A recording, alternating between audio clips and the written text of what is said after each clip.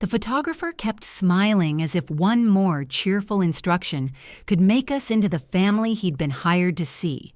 "Great," he said. "Now, Mara, if you could slide a little farther left." I looked at the place where I was supposed to stand. Paige was already there, one hand resting on the back of our mother's chair, her dark hair catching the late afternoon sun. Mom had tilted her face toward her. Dad sat on the other side with his jacket open, looking almost relaxed. Paige's boyfriend, Colin, had taken the spot behind Dad, so the four of them made a neat, intimate square. There was no space for me, except beside a stone column at the edge of the garden.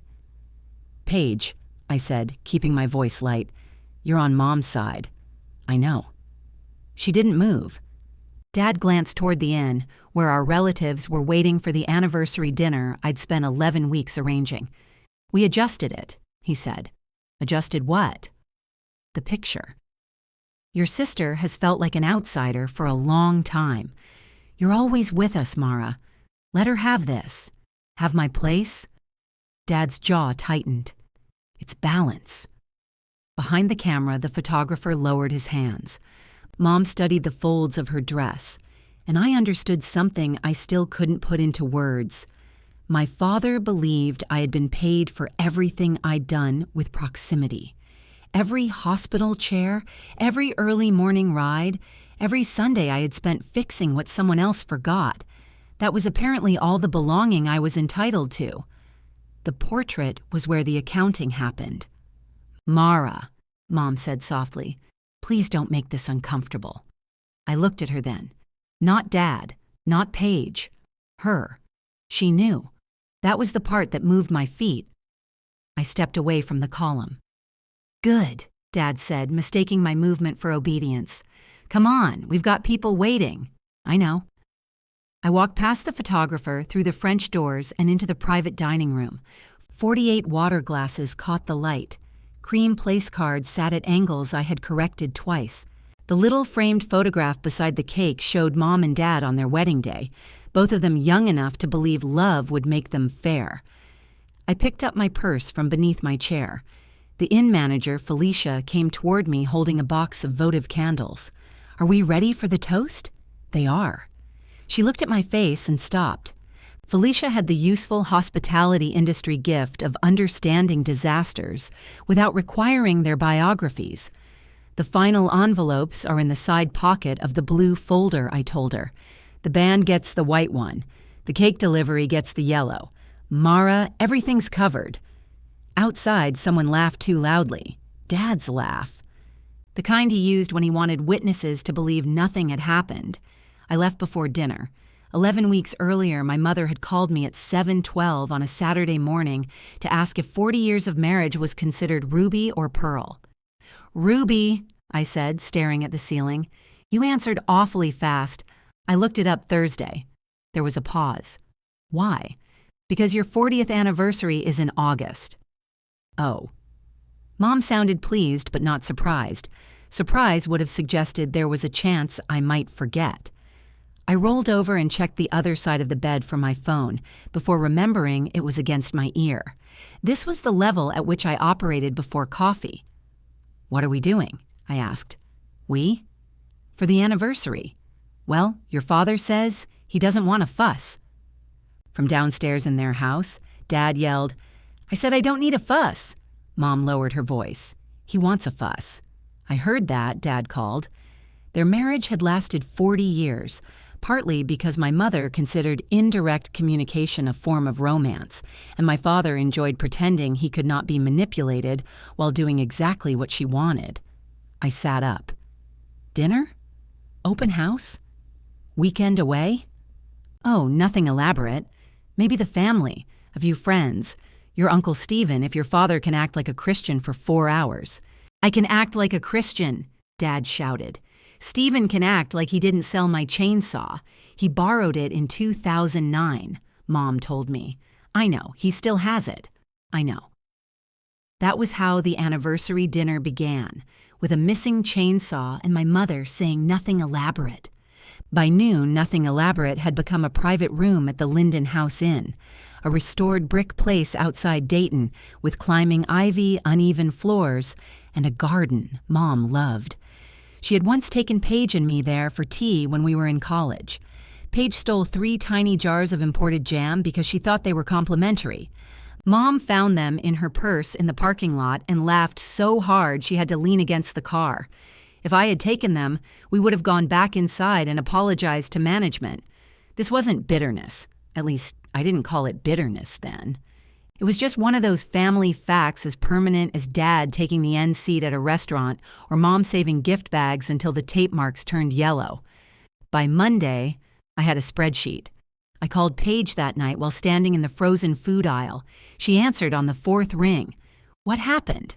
"Nothing happened. You only call. You never call. I called you last month." When the basement flooded, your basement flooded. Exactly. Something happened. A man reached around me for a bag of peas while I tried to remember why I had believed voice calls felt more personal. "Mom and Dad's anniversary," I said. 40 years. Oh my God. You remembered. I remembered the month. It's August 19th. I knew it had a 9. I put 2 frozen lasagnas in my cart. One for me, one for my parents' freezer, because Dad had recently discovered air fryers and now behaved as if their oven were a historical artifact. We're doing dinner at Linden House on the Saturday after. I'm making a guest list. Mom mentioned something about photographs. "Yes," Paige said immediately. "We need a photographer." The force of her enthusiasm surprised me. "We probably do."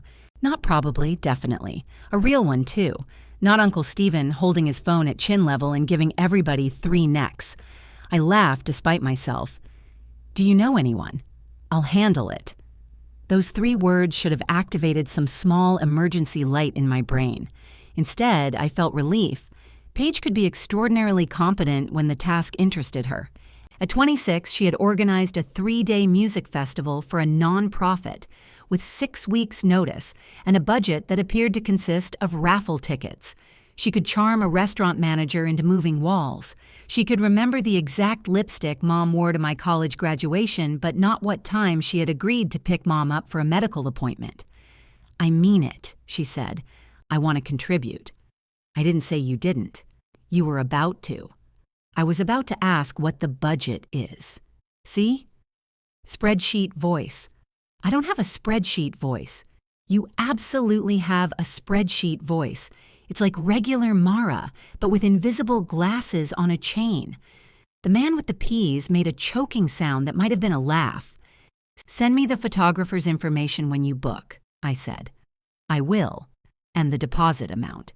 "Yes, ma'am. I'm not trying to be controlling." "I know." Her tone softened. "You're trying to make it nice for them." That was the trouble with Paige. Right when I had reduced her to the person who forgot things, she noticed the thing nobody else did. I leaned against the freezer door. Cold pressed through my blouse. "Mom wants to recreate that family picture from their 20th, I said. "The one from the backyard. The blue shirt picture?" "Yeah. Oh no. My hair. You had a bob. I had a helmet. You asked for that haircut. I was emotionally vulnerable. You were 24. Exactly." For a minute, we were laughing like sisters who had no inventory of each other's failures. Then she said, "Does Colin count as family for the portrait?" They had been together 8 months. I had met him 3 times, which was enough to know he sold commercial lighting, used expensive words for cheap beer, and sincerely adored Paige. "I don't know," I said. "You invited him to dinner, right?" "I was planning to." "Planning?" Paige. "Sorry." Spreadsheet voice. "I'll ask Mom." That was also Paige. She didn't argue with a boundary when she could walk around it and get a different answer. After we hung up, I finished shopping and drove to our parents' house. Dad was in the garage taking apart a leaf blower on a folded towel. "You're going to have extra screws," I told him. "You don't know that. You always have extra screws. Those are from other things." He wore a white undershirt stained with grease and the magnifying glasses his eye doctor had given him after a minor procedure that spring. For 10 days afterward, he hadn't been allowed to drive. I had picked him up at 5:30 every morning so he could open the renovation site he was supervising. On the last day, he bought me breakfast at a diner. When the waitress said he was lucky to have such a devoted daughter, Dad replied, "Mara likes to be useful." He meant it as praise. I carried the lasagna inside. Mom was at the kitchen table surrounded by old photographs. She had separated them into stacks using sticky notes. Early girls' trips, people who may be dead. "You can't put that on the display," I said. "Obviously, I'll make a nicer label." She held up the backyard portrait from their 20th anniversary. Dad was seated in a wicker chair, Mom beside him. Paige and I stood behind them in matching blue shirts, each with a hand on a parent's shoulder. I remembered the photograph mostly because Mom had spent 20 minutes telling me to stop squinting while Dad faced directly into the sun. "We should recreate this one," she said. "That's what Paige said. You talked to her? 10 minutes ago." Mom's face brightened in a way that made me feel both generous and replaced. "Is she excited?" "She's booking the photographer." "Oh, wonderful. She also wants Colin in the portrait." Mom's fingers brushed dust from the corner of the photograph. "Well, that makes sense." "Does it? He's important to her. So was Jeremy, Mara, and Luis." I liked Luis. Luis was married. Not at first.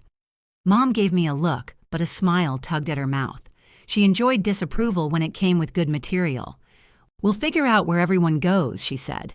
"The point is having both my girls there." She reached across the table and squeezed my hand. Her palm was papery and warm. At the time, that sentence felt like reassurance. I didn't yet know that in my family, having me there and making room for me were two entirely different things.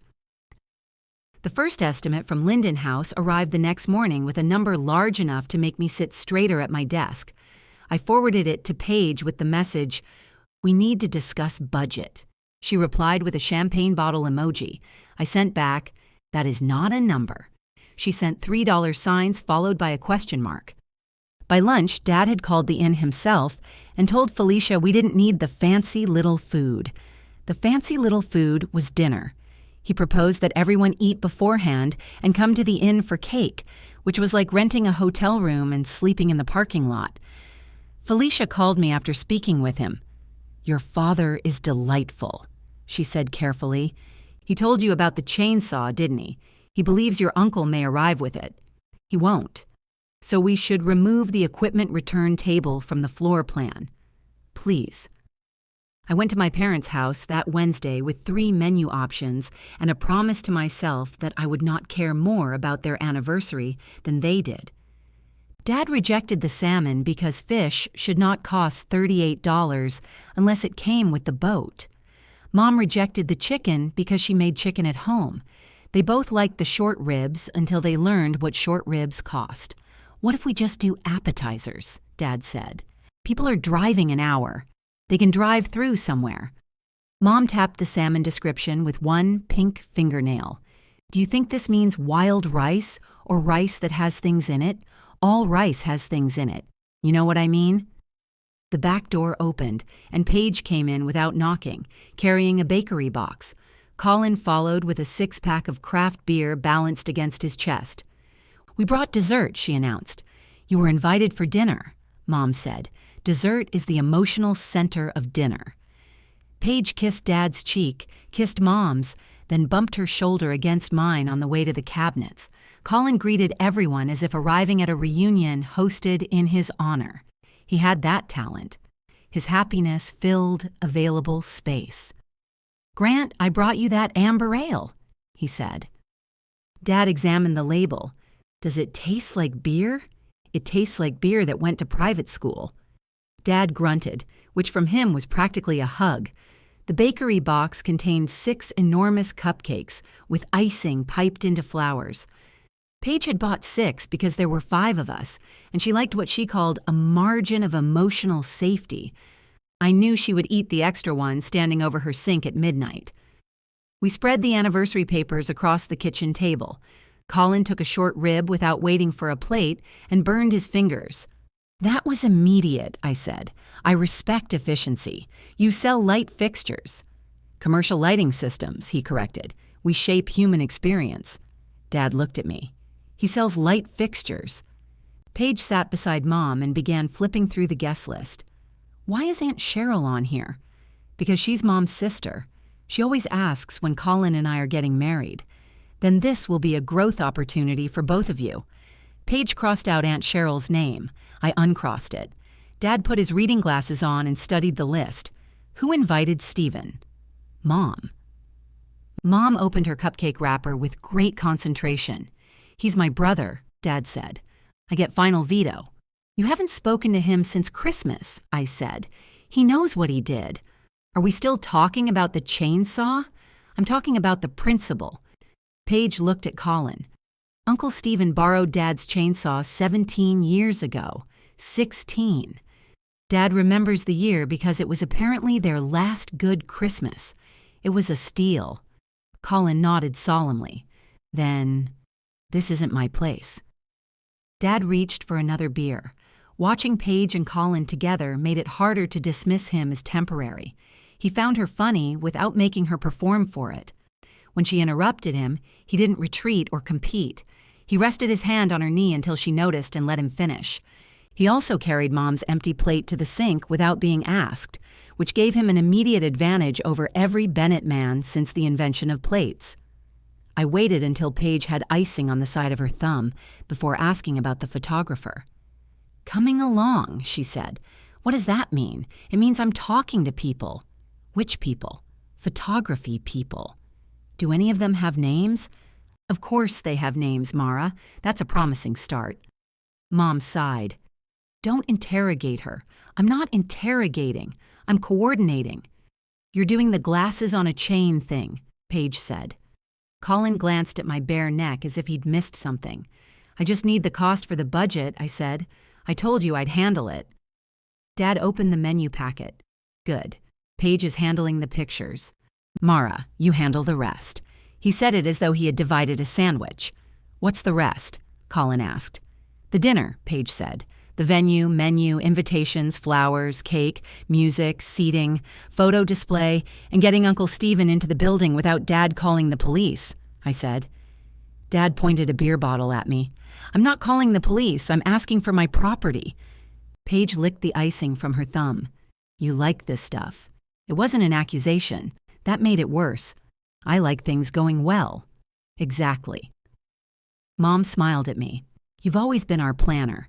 The word landed like a compliment because that was how it was delivered. I gathered the menu pages and put them in order. We chose the short ribs. Jonah found me at a coffee shop 2 Saturdays later with my laptop open, 6 printed seating charts around me, and a blueberry muffin I had forgotten to eat. He stopped beside my table. Should I alert the governor? I looked up. Why? You appear to be managing a regional emergency. Jonah Mercer had known me since we were 19 and both working evenings at a grocery store. I had been the customer service clerk who knew every return policy. He had been the produce employee who put plastic googly eyes on the melons.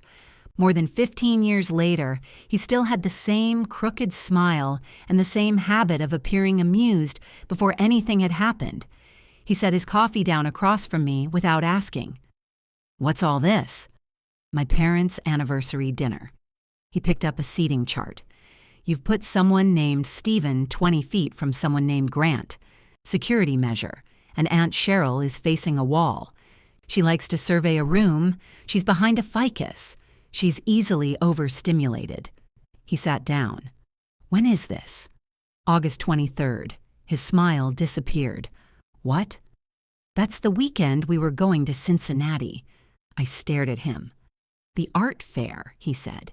You agreed to come. I booked the hotel with 2 beds so you wouldn't spend 6 weeks explaining that I'm not your secret boyfriend.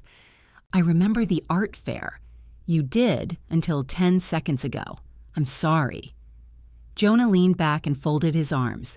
He wasn't dramatic when he was angry. He got quiet and made the rest of the room feel wasteful. I have to do this, I said. Do you? It's their 40th. Okay. Don't say okay like that. Like what? Like you're putting it in a file. I don't need a file, Mara. I have a complete collection. I closed my laptop halfway. That's unfair. Last year you left my birthday dinner because your dad needed help resetting his router. He thought he'd been hacked. He had turned off the Wi-Fi. He didn't know that. Your mother called during the movie in March because she couldn't find the remote. You drove over. She uses the captions. I'm not saying you shouldn't help them. I'm saying if Grant Bennett is ever trapped beneath a television remote, I expect to be listed as a pallbearer. A laugh escaped me before I could stop it. Jonah smiled, but only briefly. I'll pay you back for the room. I don't care about the room. I'll go next year. That's the thing you always say about things that only happen this year.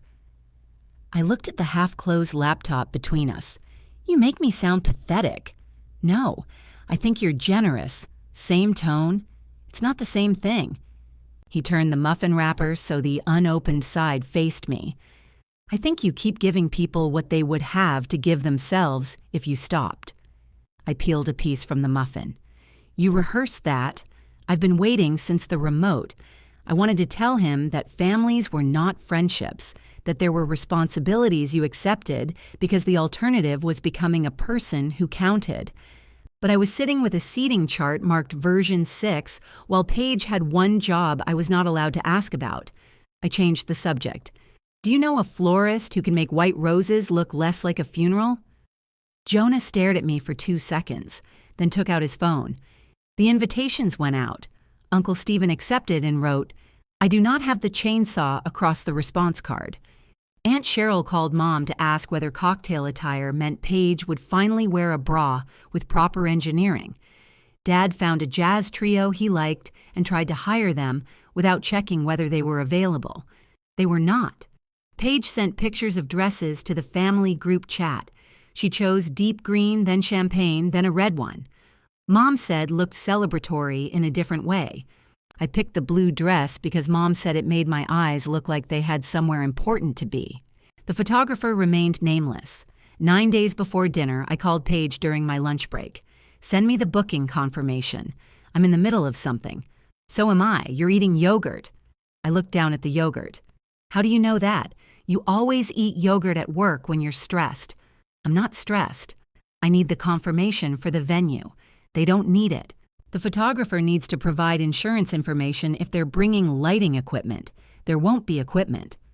My spoon stopped halfway to my mouth. Who did you book? Silence. Paige. The original person had a conflict. What original person? Derek. Last name? He's a friend of Nina's. I waited. He takes beautiful pictures, she said. Did you book him? I was about to, and then he got asked to shoot a wedding. So there is no photographer. I'm finding another one. The dinner is next Saturday. I know when it is. You told everyone you handled it. I am handling it. By not telling anybody? Her breath sharpened against the phone. This is why I don't volunteer. You turn everything into a performance review. I stood and carried my yogurt to the break room sink. I asked you 4 times. And every time, you sounded like you were waiting for me to fail. No, Paige. I sounded like I was trying to prevent exactly this. You always need to be the one who saves it. I almost hung up. Instead, I rinsed my spoon until there was nothing left on it. Tell Mom, I said. What? Call Mom and tell her there might not be a photographer. That'll just upset her. Yes. Why would I do that? Because it's your mistake. There was another silence, longer this time. You're better at talking to her, Paige said. It was such a small sentence, almost tender, a request dressed as praise. I closed my eyes. I'll find someone, I said. I knew you would. That evening, after 17 calls and 7 polite rejections, Jonah sent me a link to a photographer named Evan Cole, whose weekend had opened because an outdoor wedding had changed dates. His rate was nearly twice the amount I'd budgeted. He required the full payment immediately. I booked him and paid the rush fee myself. When I told Paige, she sent back, "Perfect. Knew we'd figure it out. Not you. We." I stared at that word until my screen went dark. The anniversary cake arrived at Linden House with anniversary misspelled. I noticed because I had been standing beside the delivery table, holding the blue folder, a roll of clear tape, and 3 place cards that Uncle Stephen had somehow splashed with coffee before the doors even opened. "Is that an E?" I asked. The delivery driver looked at the white icing. "It's cursive. It says anniversary. It kind of blends. It's written in gold." Felicia appeared at my elbow. "We can fix it."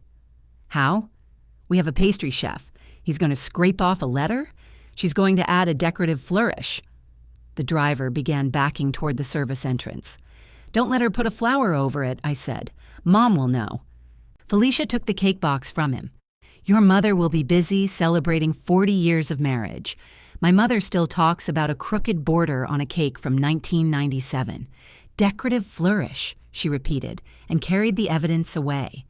The private dining room looked beautiful. Late sunlight came through the tall windows and laid bright rectangles across the wood floor. The tables had ivory linens, low arrangements of white roses, and little glass candle holders that Dad had called unnecessary until Mom said she liked them. Then he called them a bargain. The place cards were arranged around 4 tables, with Dad and Uncle Stephen separated by 1 ficus, Aunt Cheryl, and a retired dental hygienist named Lois, who considered herself skilled at de-escalation. The jazz trio was warming up in the corner. They were not the trio Dad had tried to hire. Those men were playing a seafood festival in Cincinnati. These 3 were younger and had agreed not to perform Happy Anniversary as jazz improvisation after Felicia warned me what rehearsal sounded like. I checked my phone. No message from Paige. She was supposed to arrive at 4:30 to help Mom get ready for the portrait. It was 4:52. Dad appeared in the doorway wearing his suit pants, dress shirt, and no tie. "Your mother says I need the blue one." She brought 2 blue ones. The less blue one. I followed him upstairs to the suite they were using. Mom stood in front of the mirror in a pale silver dress, her hair pinned at the sides. Paige was behind her fastening a delicate necklace. "There you are," Mom said to Paige's reflection. "Doesn't she look wonderful?" Paige met my eyes in the mirror. "I got here 10 minutes ago," she said. "I didn't ask. You had the face. I'm carrying tape and place cards. This is my tape and place card face." Mom touched the necklace. "Paige brought this for me." "It was Grandma's," Paige said. "I had the clasp fixed." For one shameful second, my first thought was that I had paid to have that same clasp repaired 6 years earlier. Paige must have broken it again or found a different jeweler or invented a reason to present it. Then Mom turned from the mirror and her eyes were wet. "It's lovely," I said. Paige's shoulders lowered by half an inch. She had chosen the deep green dress. It fitted her perfectly and made her look both expensive and effortless. 2 effects I had never achieved simultaneously. I had been sweating in my blue dress since the cake arrived. Dad held up his ties. "Which one is less blue?" "The navy," Paige and I said together. He stared at both. "They're both navy." "One is royal blue," I said. "Royal blue is blue." "Then why did you ask?" Mom sighed at us. "Grant, give me the striped one." Dad handed it over, satisfied to have created a problem someone else could solve. Paige helped him with the knot. I watched her fingers move around the collar, quick and sure. Dad stood still for her. When I tied his tie, he always reached up midway and ruined the length. "Colin Parking?" I asked. "He's bringing in the gift." "What gift?" "It's a surprise." I looked at Mom. She lifted both hands. "I don't know anything. Can we avoid bringing it in until after dinner? Felicia has a schedule." Paige laughed without humor. "Of course Felicia has a schedule. The staff needs to know when things are happening. Things happen without being scheduled. That's usually the problem." Mom moved between us to reach for her lipstick, though neither of us was blocking it. "Tonight is not about being right," she said. Paige glanced at me in the mirror again. I picked up Dad's discarded tie and folded it over the back of a chair. "No," I said, "it isn't." Colin's surprise was a framed copy of Mom and Dad's original wedding invitation, mounted beside a small brass plate with the date. It was thoughtful. It was also large enough to require an easel, which nobody had brought. He found me in the hallway holding it against his chest. Please tell me there's an easel in the spreadsheet. There was not an easel column. I've failed you. Put it on the gift table. It'll lie flat. Most gifts survive that. He shifted the frame. Paige said you paid extra for the photographer. I looked at him. His expression changed. Was that classified? No. She feels bad. Does she? She does. She just processes guilt as irritation. That sounds efficient. She's not mad at you. She told Mom I make things tense. She thinks you're waiting for her to mess up. I waited 9 weeks. Colin winced. He knew better than to defend that. I'm not trying to take sides, he said. Then this is an interesting place to stand. He gave a small nod. Fair. I pointed toward the gift table. Flat is fine. As he walked away, I caught myself liking him for not making me forgive Paige through him. It would have been easier if he were obnoxious. Guests began arriving at 5:30. Aunt Cheryl wore purple satin and asked if I had lost weight in a tone suggesting she had filed a request. Lois brought a glass bowl that looked heavy enough to sink a boat. Uncle Stephen came through the doors carrying a long object wrapped in a blanket. Dad saw him and stopped in the middle of greeting a former neighbor. You didn't. Stephen unwrapped the object. It was a chainsaw. The two brothers stared at each other over 16 years of silence and one orange steel.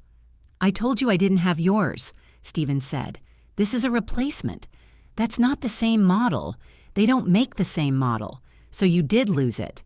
I didn't lose it. I loaned it to Raymond. Who the hell is Raymond? He died. Dad looked at the chainsaw, then at his brother. His mouth twitched. You brought a chainsaw to my anniversary. You wouldn't answer the phone. Dad began laughing. It came out rusty at first, then shook his shoulders. Stephen laughed too, relieved enough that he had to wipe his eyes with the heel of his hand. Mom squeezed my arm. You did this, she whispered. I invited him. I didn't supply the equipment. She leaned against me while the brothers argued about engine size. For that moment, the night felt worth every call. Then Evan found me near the garden doors. The light is ideal now, he said. If we can get the immediate family outside first, I'll do the larger groups afterward. I checked the room. Paige and Colin were showing Mom the framed invitation. Dad had carried the replacement chainsaw to 3 different tables. Give me 5 minutes. The 5 minutes became 12 because one of the white roses tipped into a candle and because the pastry chef's decorative flourish looked exactly like a flower covering the wrong letter. When I finally reached the garden, the others were already arranged. Mom and Dad were seated in 2 wrought iron chairs.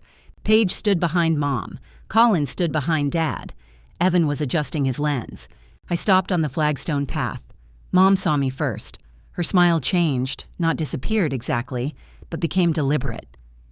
Where do you want me? I asked. Nobody answered quickly enough. That was when I knew the arrangement had been discussed. Paige's fingers tightened on the back of Mom's chair. Dad gestured toward the stone column. He gave me his explanation about her being on the outside, about me already having more time, about balance. Evan examined his camera as if settings required his full spiritual devotion. I might have stayed if Dad had sounded uncertain. I might even have stayed if Paige had looked triumphant. But Dad sounded reasonable, and Paige looked scared. They both knew it mattered. Mom asked me not to make the evening uncomfortable. Less than 10 minutes later, I was driving away in my blue dress with the air conditioning blowing across my damp neck. My phone started vibrating before I reached the interstate. Mom called twice. Paige called once. Dad did not call at all. At a red light, I saw a text from Mom. Where did you go? The question made me laugh out loud in the empty car. I turned the phone face down in the cup holder. At home, I stood in my kitchen without turning on the lights. The dress zipper caught halfway down my back. I twisted my arms until my shoulder cramped, then gave up and walked around with the top of the dress hanging open like an injury. I had no dinner. The lasagna I'd bought was in my parents' freezer. I ate crackers over the sink. At 6:41, Mom texted that the appetizers were getting cold. At 6:48, Paige wrote, "You are seriously doing this tonight?" At 7:03, Colin sent, I'm sorry. I don't know what else to say. That was the only message I believed. Jonah called at 7:15. I watched his name fill the screen and let it stop. He called again. This time I answered. Hey, he said, where are you? Home. Your parents' dinner is tonight. I'm aware. A pause. Do you need me to come over? No. Do you want me to come over? I sat on the kitchen floor, the cabinet knob pressing into my shoulder. No. All right. He didn't ask what happened. He stayed on the line while I chewed another cracker. My phone buzzed against my ear. Paige had sent a photograph. My empty chair sat between Aunt Cheryl and the ficus. The napkin was still folded. The water glass was full.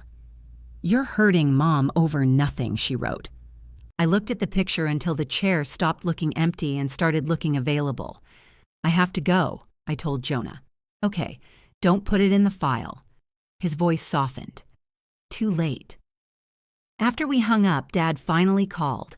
His voicemail lasted 42 seconds. He said I had embarrassed him in front of his family. He said Paige had made one harmless request. He said adults did not walk out because a photograph failed to revolve around them. He said Mom was crying in the restroom and I needed to come back before the main course. I listened once. Then I took off the blue dress, left it in a heap on the kitchen floor, and turned off my phone.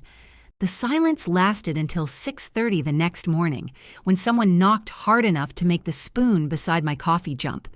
I knew it was Dad by the rhythm.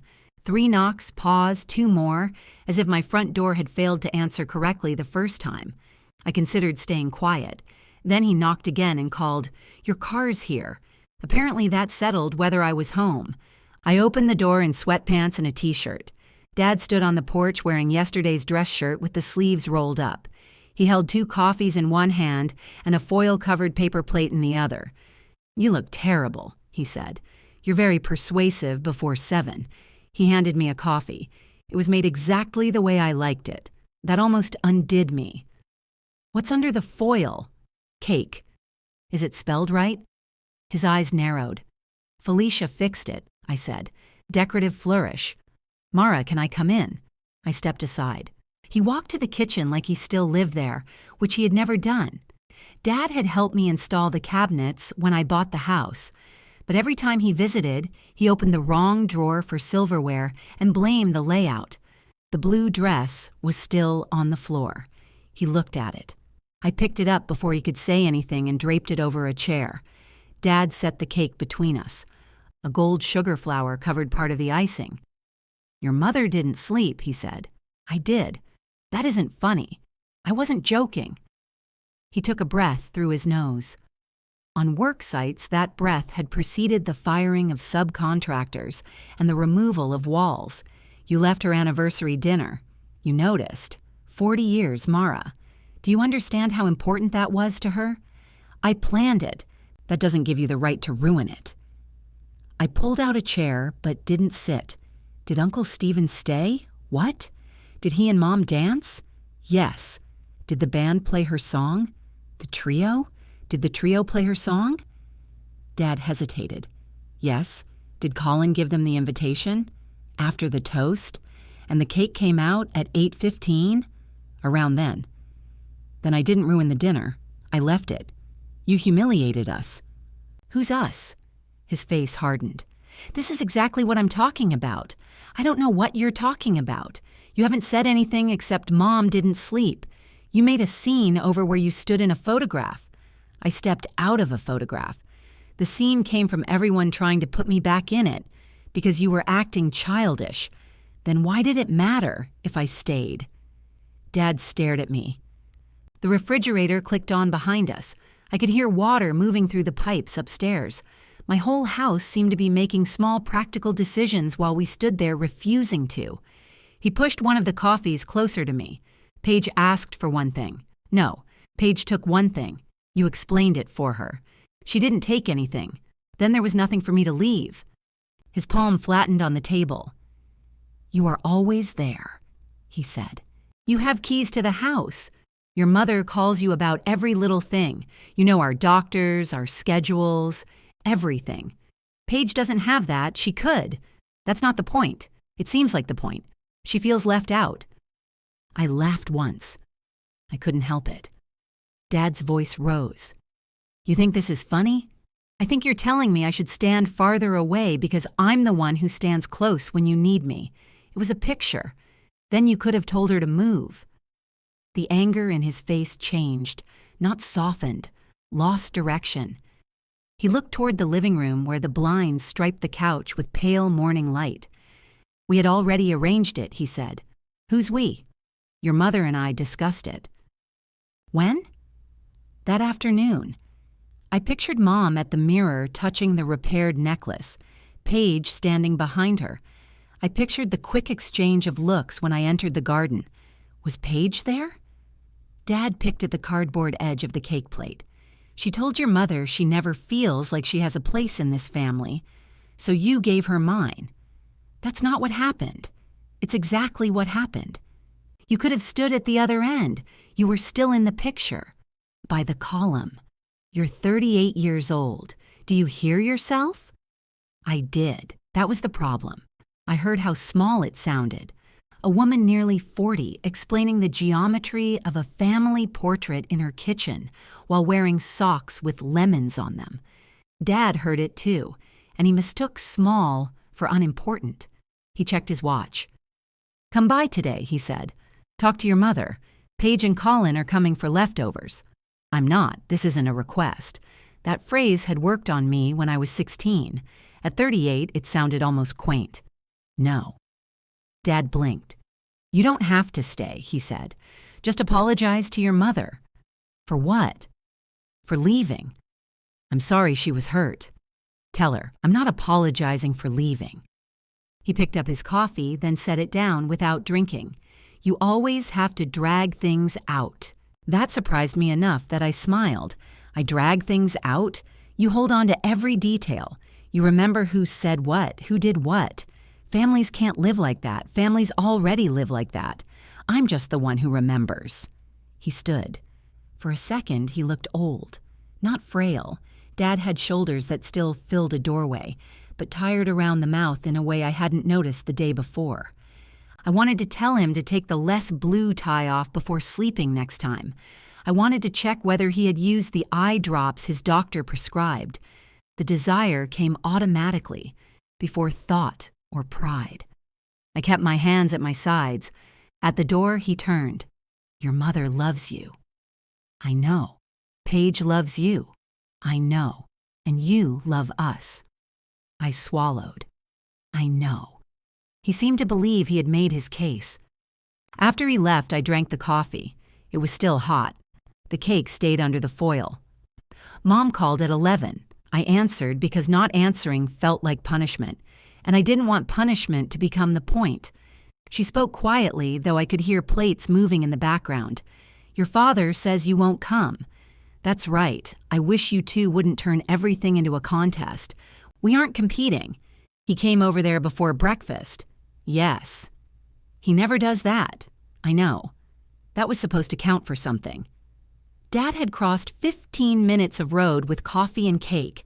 His effort was visible, unusual, and therefore expensive. Mine had become wallpaper. Paige is very upset, Mom said. I don't know what you want me to do with that. She thinks you blame her. I do blame her. Oh, Mara, she knew where she was standing. She was trying to feel included. Why does including her require moving me? It didn't. It shouldn't have. Mom exhaled. But once everyone was outside, you could have taken the picture. We could have discussed it privately. You asked me not to make it uncomfortable. I was trying to get through the evening. So was I. No, you left. Her voice cracked on the last word. I sat on the couch and pressed my thumb into a loose thread in the cushion. I spent 11 weeks getting you through that evening, I said. I fixed the cake. I got Uncle Stephen there. I found the photographer after Paige didn't. I made sure your song was on the trio's list. Then you looked at me in the garden and decided the thing to save was the mood. Mom didn't answer. From her end, Dad said something I couldn't make out. Is he listening? He's in the kitchen. Of course. We're a family, Mara. We don't shut each other out because we make mistakes. You shut me out while I was standing there. That is not fair. No, it wasn't. Silence collected between us. Mom lowered her voice further. I need you. 3 words, and my body responded before my mind did. I straightened. I searched her tone for illness, danger, something broken. For what? She paused. To come today. I closed my eyes. That isn't the same as needing me, Mom. Another pause. Then, more sharply, I don't know who you are right now. I'm the person who doesn't want leftovers. She ended the call without saying goodbye. I spent the afternoon doing things I had postponed for reasons that seemed embarrassing in daylight. I changed the filter in my furnace. I returned a lamp that had been sliding around in my trunk for 6 weeks. I washed the blue dress on the delicate cycle, even though the label said dry clean only. At 4, Jonah texted a photograph of 2 bowls of pasta on his kitchen counter. One bowl is at risk of becoming leftovers.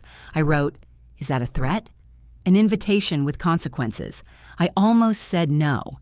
My hair was damp, my eyes felt swollen, and I had no version of the story that didn't sound ridiculous when spoken aloud. Then I thought of the art fair and the hotel reservation, and every next year I had offered him. I can be there in 20, I wrote. Jonah replied, I'll alert the governor. He didn't ask about my parents until we had eaten. He made lemon pasta with too much pepper and served bread burned on one side. I thought you were a competent adult, I said. I contain multitudes. You contain smoke. After dinner, we sat on his small back patio under string lights he had left up through 2 winters. I told him what happened without trying to make it sound larger than a photograph. When I finished, he rubbed his thumb over the edge of his glass. Your dad said balance? Like he was explaining a bridge. And your mom knew? Yes. And Paige just stood there? Yes. He considered that. What? I asked. I'm deciding how honest to be.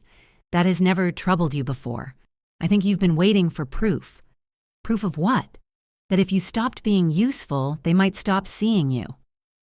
The patio went quiet except for a dog barking 2 houses over. That's dramatic. Sure. It was one picture. Sure. I looked toward his kitchen. One of the bowls sat in the sink, streaked with pale sauce. What am I supposed to do? I asked. Jonah shook his head.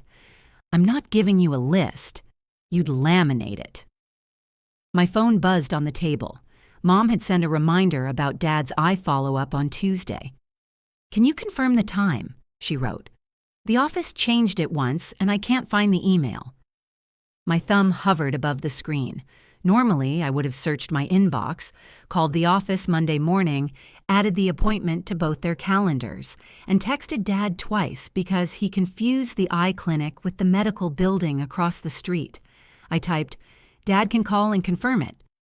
I read the sentence 3 times. It looked rude, cold, pointed. It was also true. I pressed send. Mom's typing bubble appeared, vanished, then appeared again. No reply came. Jonah watched me put the phone face down. What did you do? He asked. Nothing. For the first time, nothing felt like an action. Nothing followed me home from Jonah's except the smell of smoke in my hair and the knowledge that my mother had read my message. She still hadn't answered by Monday morning. I checked while brushing my teeth. I checked again while waiting for coffee. At 7:40, I opened my email and typed the name of Dad's eye clinic into the search bar. The appointment confirmation appeared immediately.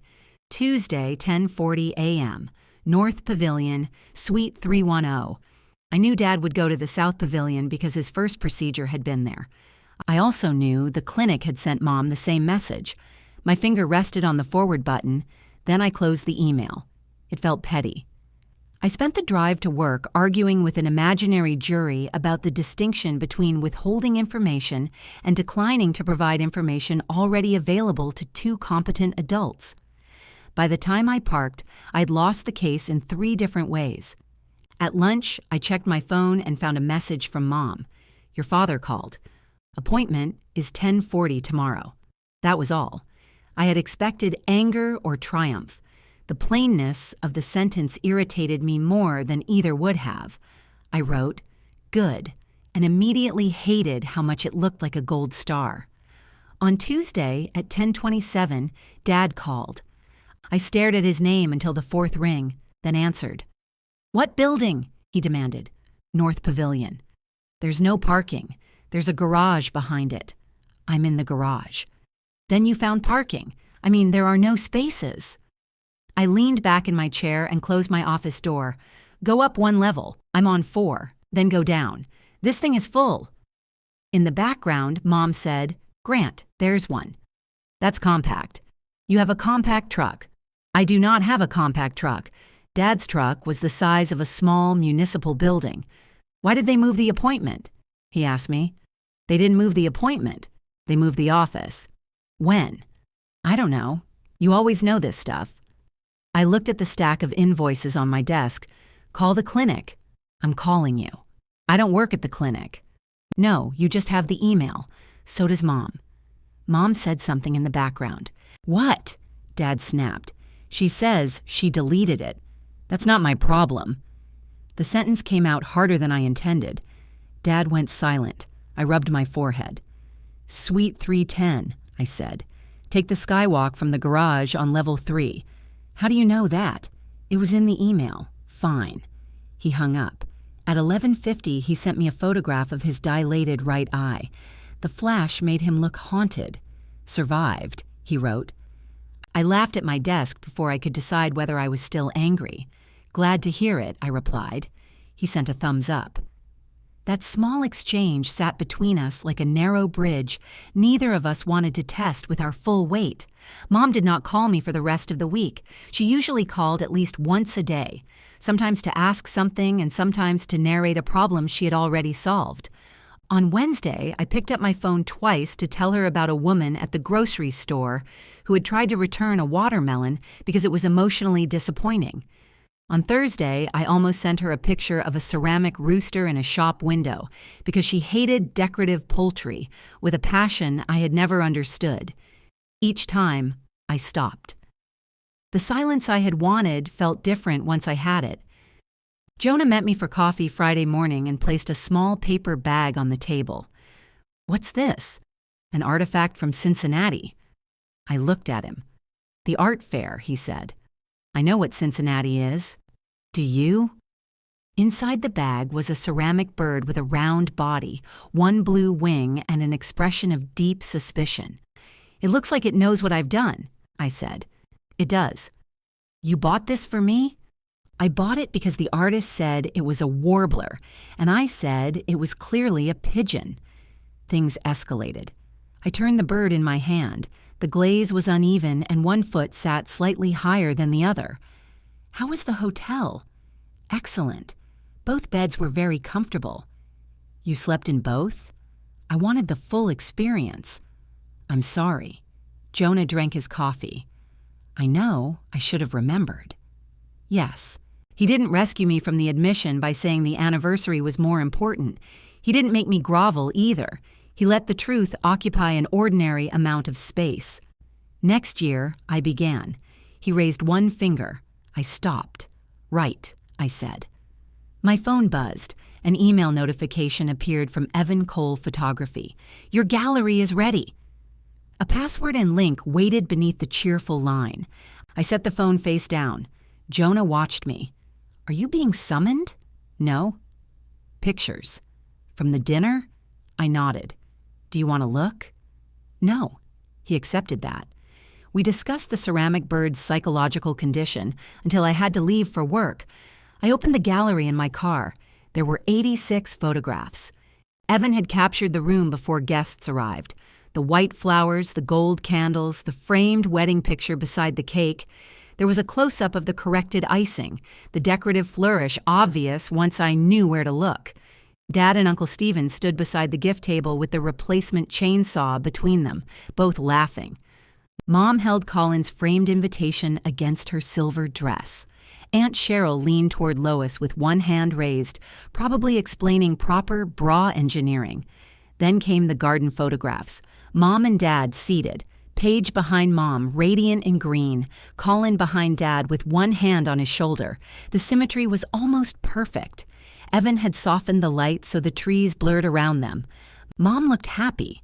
Dad looked proud. Paige looked exactly as though she belonged there. No empty space suggested another person had ever been intended. I downloaded the gallery and forwarded the link to Mom, Dad, Paige, and Colin. Mom replied first. Beautiful. Thank you, Dad wrote. Nice job. Paige sent 3 heart emojis, then, did he get any of all of us? I looked back through the images even though I knew the answer. No, I wrote. Her typing bubble appeared. You left. I put the phone in my purse. By the end of the afternoon, Paige had posted the portrait. Her caption said, celebrating 40 years of love, loyalty, and family. So lucky to be theirs. Mom shared it. Colin shared it. Dad, who still used a profile photograph taken in a hardware store parking lot, made it his cover image. The comments filled quickly. Beautiful family. Diane, you look stunning. Paige is your twin. Aunt Cheryl wrote, where's Mara? I watched the comments sit unanswered for 20 minutes. Then Paige replied, she left before dinner. No explanation, no defense. 4 words that made my absence sound like a scheduling conflict. I closed the app. 5 minutes later, Paige called. Did you see the pictures? Yes. Evan did a great job. Yes. She waited. What do you want me to say? I don't know. You're being weird. You called me. Because I knew you'd see the post and make it into something. I haven't made it into anything. You haven't liked it. I looked around my office to make sure no one had wandered in while my family became insane. You called because I didn't click a heart? It's not about the heart. What is it about? It feels like you're waiting. Like you want everyone to admit the whole dinner was terrible without you. I hope it was lovely. It was, actually. Good, Mom cried. You told me. And Dad barely ate. The picture suggests he recovered. She exhaled sharply. See? That. You're doing that thing. What thing? Making everything sound reasonable so I sound ridiculous. I'm not responsible for how you sound. Silence. Behind her, I heard Colin say her name. I should have booked the photographer sooner, she said. The admission came so unexpectedly that I didn't answer. I know I screwed that up, she continued, but you fixed it, like always. You fixed everything. Then you walked out over one thing that wasn't how you wanted. It wasn't about wanting to arrange the picture. You wanted Mom's side. It was my place in the photograph we were recreating. She's my mother, too. I didn't say she wasn't. You act like she isn't. The force in her voice startled me. Excuse me? You have keys. You go to appointments. You're in every conversation before I even hear there is a conversation. By the time anybody asks me for anything, you've already done it. Because when they ask you, you forget. There it is. You forgot the photographer. One time, you forgot to pick Mom up after her knee therapy last winter. I had a client meeting. You told her you were on your way. I thought I could make it. She waited 40 minutes, and you came. You always come. Everybody knows Mara will come. It sounded like an accusation. Do you think I enjoy getting emergency calls? I think you enjoy being the one they trust. I stood and walked to my office window. The parking lot below was striped with late sun. Did you ask Dad to move me? I told Mom how I felt. That isn't what I asked. Paige's voice lowered. Dad suggested the arrangement. And you said yes. What was I supposed to say? No, let's keep everything exactly the way it's always been because Mara might get upset? You knew I'd be upset? I knew you'd make a comment, so you knew. Mara, I'm not apologizing for standing next to my own mother. Then don't. I ended the call. My hands shook afterward, which made me furious. I sat at my desk and answered emails until the words stopped blurring. Sunday morning, Mom sent the usual message. Dinner at 5, chicken and noodles. I typed, I won't be there tonight. Mom did not respond. At 4:30, I found myself in my car with my purse on the passenger seat. I had not consciously decided to leave. My body had simply followed the Sunday route: shoes, keys, garage, engine. If I backed out, I could be at their house before Dad carved the chicken badly enough to make Mom take the knife from him. I turned off the engine. At 5:10, I carried my purse back inside. At 6, Paige called from our parents' kitchen. I could hear cabinet doors shutting. "Mom made enough for you," she said. "I told her I wasn't coming. She thought you might change your mind." I didn't. What is this supposed to accomplish? I'm eating dinner at home. You know what I mean? No, I know what you mean. You think if I'm not there, I'm making a statement. You are. Maybe I just don't want to spend Sunday pretending nothing happened. So when do you come back? The question was impatient, but there was something under it. Not grief. Uncertainty. I looked at the suspicious ceramic bird on my windowsill. I don't know. Mom keeps asking me what you're doing. What do you tell her? That I don't know. That's okay. No, it isn't. You're the one who knows. For once, Paige sounded less angry than frightened. I understood then that I wasn't the only person whose place in the family had been assigned. "I'm not going to translate Mom for you anymore," I said. Paige went quiet. From the other room, Dad called, "Ask her if she's coming next week." "I heard him," I said. "Well?" "No," Paige whispered. "You're punishing all of us. I'm taking 2 Sundays." "Why 2? "Because that's what I want." She had no argument for that. Neither did I, really. Wanting had never been enough reason in our family.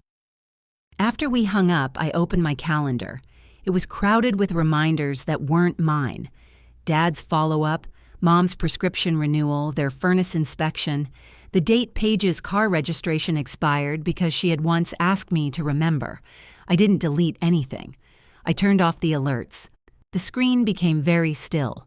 The furnace inspector called me at 8:15 Monday morning. "Ms. Bennett, I'm outside the property, but no one's answering." I looked at the number on my screen, then at the invoice I was reviewing. "You're at my parents' house. That's the address on the service agreement. Did you call them?" "I have this number as primary." "Of course he did. Hold on." I called Mom. No answer. I called Dad. It went straight to voicemail. My thumb moved toward Paige's name, then stopped. I returned to the inspector. "They aren't home. I can wait 10 minutes, but after that, there's a missed appointment fee. You'll need to discuss that with them." Another silence designed to make me volunteer. "Can you update the primary number?" I asked. He took Mom's information and thanked me with the mild confusion of a man watching a familiar machine behave differently. Mom called 40 minutes later. "The furnace man says he was here." He was. "Why didn't you remind me? You made the appointment." "I put it on the calendar. I saw it." Her silence sharpened. "You saw it?" "Yes, and you didn't say anything. You entered it yourself. I assumed you knew. I enter things so you'll know." That sentence sat between us, naked and astonishing. "Mom, it's your furnace. I understand whose furnace it is." He updated the account. "You're the primary number now." "I don't want to be the primary number. Your father never answers if he doesn't recognize the caller. Then he'll learn." Dad said something in the background. Mom covered the phone badly. "She didn't remind us." His voice rose. "Why the hell is she on the account then?" I looked through my office window at Melissa from accounting, who was watering a plant that had been dead since June. "I'm removing myself from the account," I said. "Mara, don't be spiteful. I'm not being spiteful. I don't live there. What if something happens? Then the company will call you. And if we miss it, you'll call them back." This was apparently a radical model of adult life. Mom rescheduled the appointment for Thursday. The inspector returned. Dad answered the door. The furnace survived without my oversight. No one mentioned that part. The first Sunday I missed felt like an emergency. The second felt like bad weather. By the third, the silence at 5 o'clock was simply a room I had not furnished.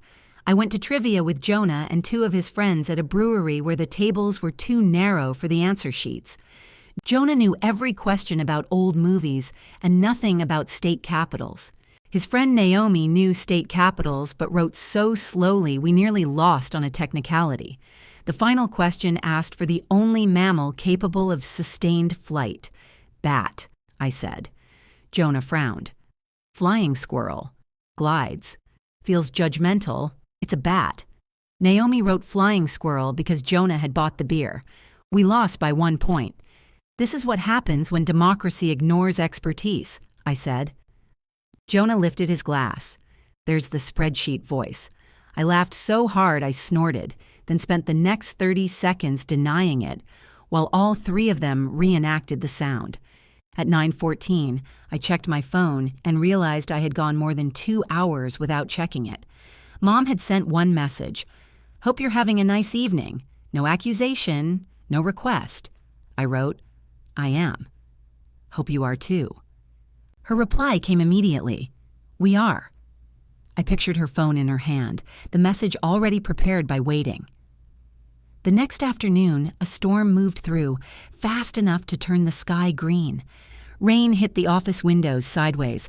By the time I left work, branches were down along the road and half the traffic lights were blinking red. Dad called while I was pulling into my driveway. The shed roof peeled up. Are you okay? We're fine. The roof isn't.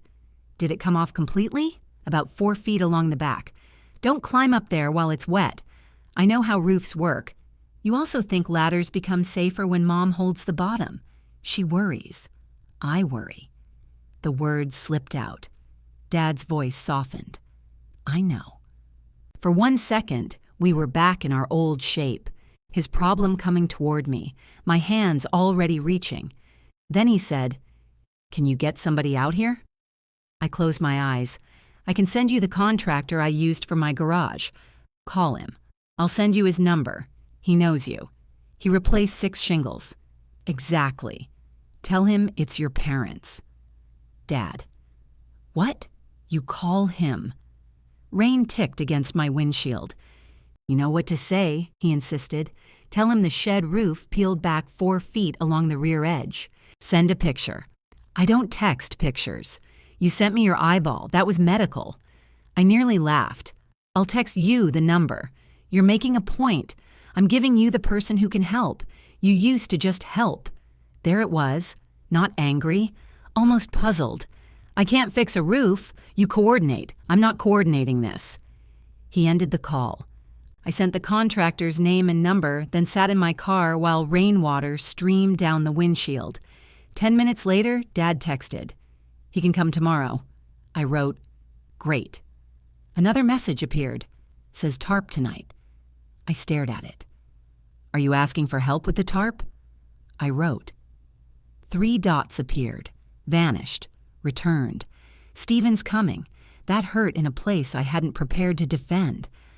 Uncle Stephen lived 25 minutes away and had spent 16 years exiled over a chainsaw. Now he was the person Dad called. I told myself that was the point. Dad had a brother. He had neighbors, friends, a phone full of contractors. He did not need to route every inconvenience through me. Knowing it didn't stop the hurt. On Friday, Paige texted me a photograph of Dad's shed with a fresh strip of shingles across the back. Hallelujah, she wrote.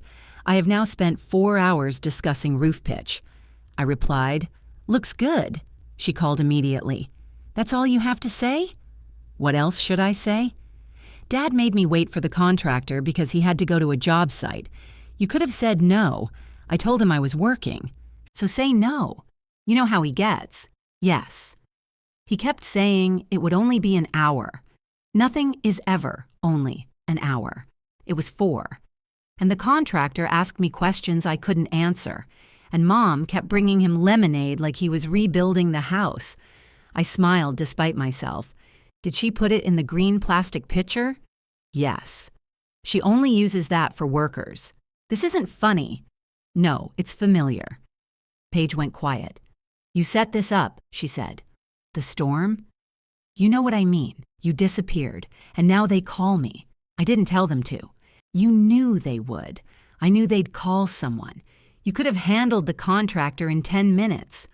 Then why didn't you? Because I don't know him. You have a phone. She made a frustrated sound. I sat at my kitchen table with the ceramic bird facing me. Its suspicious expression remained bipartisan. You are so good at this, Paige said. You know how Dad thinks. You know which details matter. I learned. You act like I chose not to. You did choose not to. That's easy for you to say. By the time I was old enough to help, you had already become the person who did everything. You're 4 years younger than me, not 20. You liked being in charge. Sometimes. The admission surprised both of us. I rubbed my thumb along the edge of the table. Sometimes I like knowing they needed me, I said. That doesn't mean I have to be available for every furnace and roof forever. So now I get to be? No. Say no, she laughed sharply. You think that works?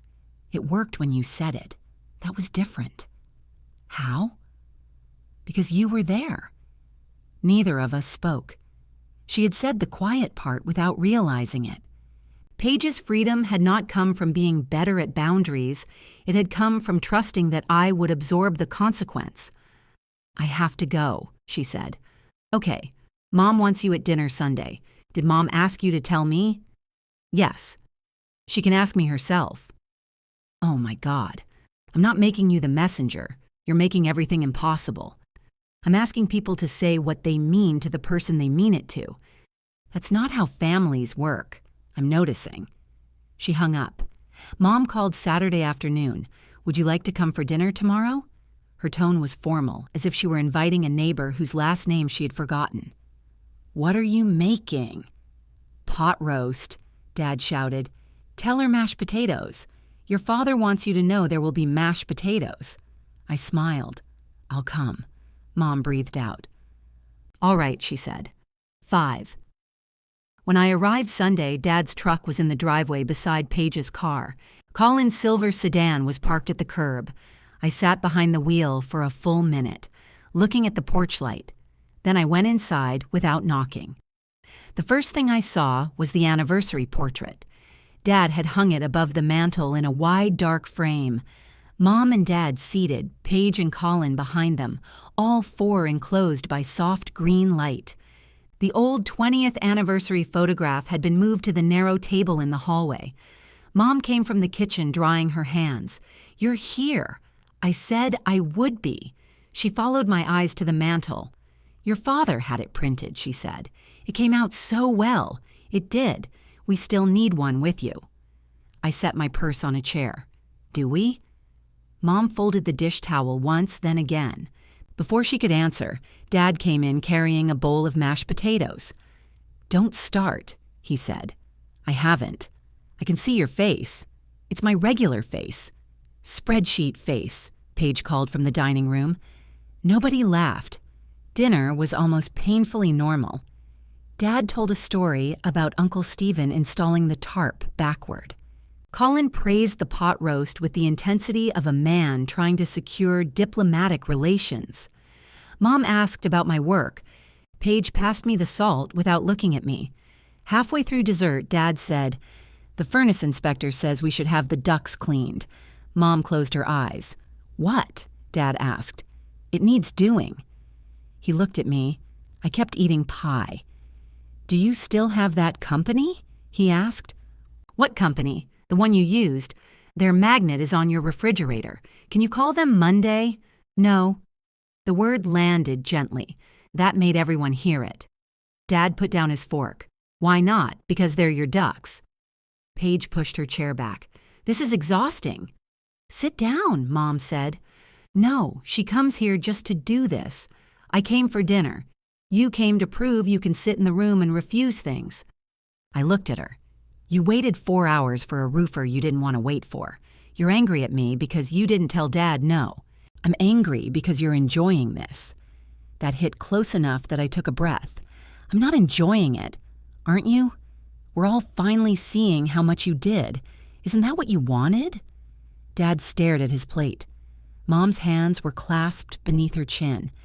Part of me had wanted exactly that. I wanted it to matter before I stopped, I said. Paige's expression changed, not softened, recognized. I stood and carried my plate to the sink. Mom followed me into the kitchen. "Don't leave angry," she whispered. "I'm not angry." "Then stay." I looked through the doorway at the portrait above the mantel.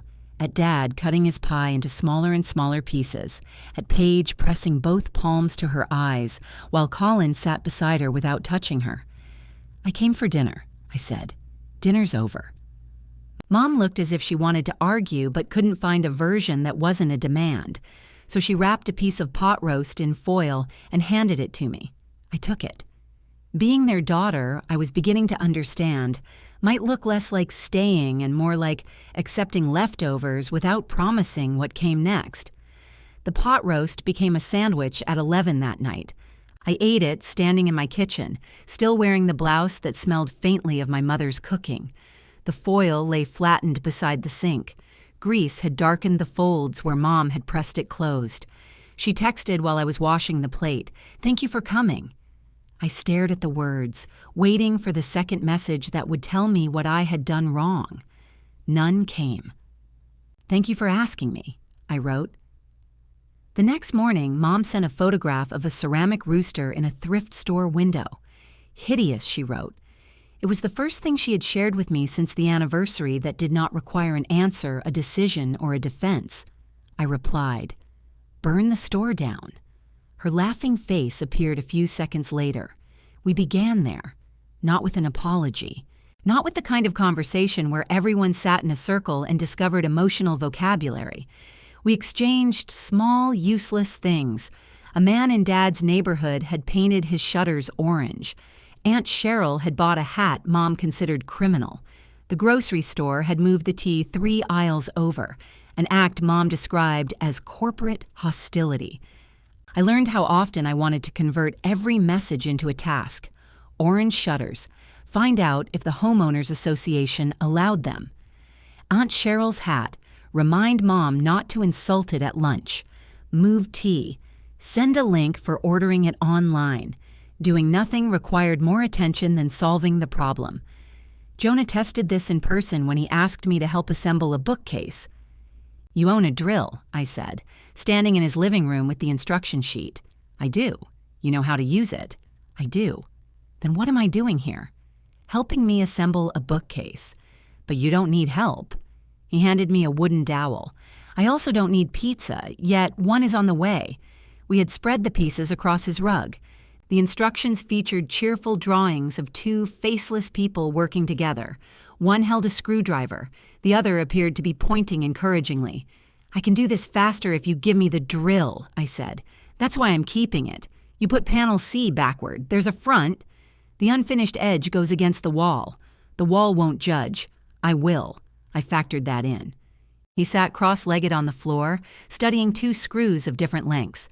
I took the shorter one from him. "No," he said. "What?" "Give it back. It goes in the upper bracket." "I know. You were holding both." I was comparing. "You were about to use the wrong one." Jonah held out his palm. "I put the screw in it." "Thank you," he said. "You're welcome." We stared at each other. "This is awful," I said. "For me, too." When the pizza came, half the bookcase was still on the floor. Jonah closed the box of hardware and carried the food to the kitchen. "We should finish first." "We'll finish later." "The instructions say not to leave it unsupported. It's lying flat. Someone could step on it." "Who?" "I don't know. A burglar. If a burglar breaks in and assembles my bookcase, let him." I followed him to the kitchen. He handed me a plate. "You don't have to complete something before you eat here." The sentence was casual. Jonah had already turned away to find napkins. I stood with the plate in my hand, unreasonably close to tears. We ate pizza with the unfinished bookcase visible through the doorway. Nothing happened to it. Mom invited me to lunch the following Thursday. Just lunch, she wrote. No furnace. I met her at a diner near her house. She had arrived early and ordered iced tea for both of us. Mine had lemon, hers did not. She remembered that without consulting a file. "You cut your hair," she said. 2 weeks ago. I noticed in the photograph Paige sent. "What photograph?" "From Sunday dinner. You were in the background." I pictured Paige taking a picture of the pie while I stood at the sink. That feels flattering. "It looks nice." "Thank you." The server came, and Mom ordered chicken salad. I ordered a hamburger because every daughter reaches an age when eating the food her mother considers too heavy becomes a minor declaration of independence. For the first 10 minutes, we discussed Dad's refusal to replace a pair of shoes with a split sole. He says the duct tape is temporary, Mom said. How long? April. That's a season, not a repair. I know. I almost offered to order new shoes online. I took a drink instead. Mom noticed. What? I asked. You were about to do something. No. You make a little face. I do not. It's the face you made when Paige brought that $6 bottle of wine to Thanksgiving. It tasted like furniture polish. You were about to tell me you'd buy your father shoes. I set down my glass. Maybe. And then you didn't. Is this lunch an evaluation? No. Mom rearranged her silverware. I'm trying to understand. Understand what? How we got here. A family at the next table laughed. The sound was sudden and large enough to make both of us look over. Mom folded the corner of her paper napkin. Paige said something to me before the photographs, she said. My stomach tightened. She said, you and I have a whole relationship she isn't part of. She said, you know what I'm thinking before she even knows there's something to think about. So you discussed moving me. Not at first. Mom. She asked if she could stand beside me. I said, of course. I assumed we would rearrange everyone. Into what? I didn't know. Where did you think I would stand? She looked down. The server arrived with our food. Mom thanked her too brightly and waited until she walked away. I thought you'd be on the other side, she said, beside the column. I didn't know about the column. You knew I wouldn't be beside you. Yes. It was the cleanest answer anyone had given me. I picked up one French fry and put it back. Why didn't you tell me before? I didn't think it would become a thing. You mean you didn't think I'd object? I thought you would understand. There it was again. Understanding as a service I provided. Mom pressed her lips together. You have always been stronger about these things. No, I'm quieter. That isn't true. You asked me not to make you uncomfortable because you knew I'd hear the request. Would you have asked Paige to swallow it? Mom opened her mouth, then closed it. No, she said. The answer should have felt like victory. Instead, it made the whole table look tired. She picked at her chicken salad. I don't know how to talk to you anymore, she said. Talk to me like I'm your daughter. You don't call. You can call me. I feel like I need a reason now.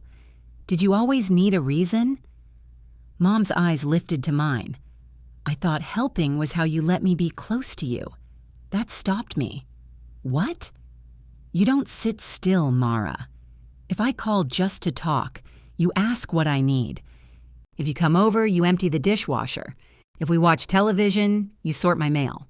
When you were here after my knee surgery, I knew more about your life from hearing your work calls than I'd learned in months. You were recovering. I wasn't unconscious. I wanted to tell her that she could have asked. The answer came too quickly, which usually meant it wasn't the whole answer. Mom touched the edge of her plate. Paige calls to tell me she hates a blouse, she said. You call to tell me you ordered a new filter for my refrigerator. You need the filter. I don't know what you need. I looked at my hamburger. One side of the bun had gone dark with juice. It was easier to be the overlooked daughter if I had never helped construct the place where everyone overlooked me. I don't know either, I said. Mom reached across the table. She didn't take my hand. She rested her fingers near it, leaving the last inch for me. I covered them with mine. We sat that way until it became awkward, then a little longer. In the parking lot, Mom opened her trunk and showed me a cardboard box filled with old serving dishes. Those are yours, she said. They are not. You use them every Thanksgiving. I borrow them. They live in my basement 11 months a year. That is inefficient. You've been talking to Dad. He says we need the shelf space. I looked at the blue and white platters. For the last 3 years, I had hosted Thanksgiving because my house had the largest dining room and because Paige's apartment, according to Paige, could not seat 12 people without violating both physics and hospitality. Mom closed the trunk halfway. Are we doing Thanksgiving at your house? She asked. I had assumed we were. The guest list already existed in my head. Dad, Mom, Paige, Colin, Aunt Cheryl, Uncle Stephen, if the chainsaw piece held. Lois, because her husband had died and she hated eating alone. I knew where everyone would sit and which serving dish held the stuffing. The answer rose automatically. Then I thought of the calendar alerts going quiet. I'm not hosting this year. Mom's hand stayed on the trunk lid. Oh, I haven't made plans yet. I just don't want to host, but everyone expects. I know. She studied me as if waiting for the rest of the sentence. There wasn't one. Should I take the dishes? I asked. No. She shut the trunk. I suppose not.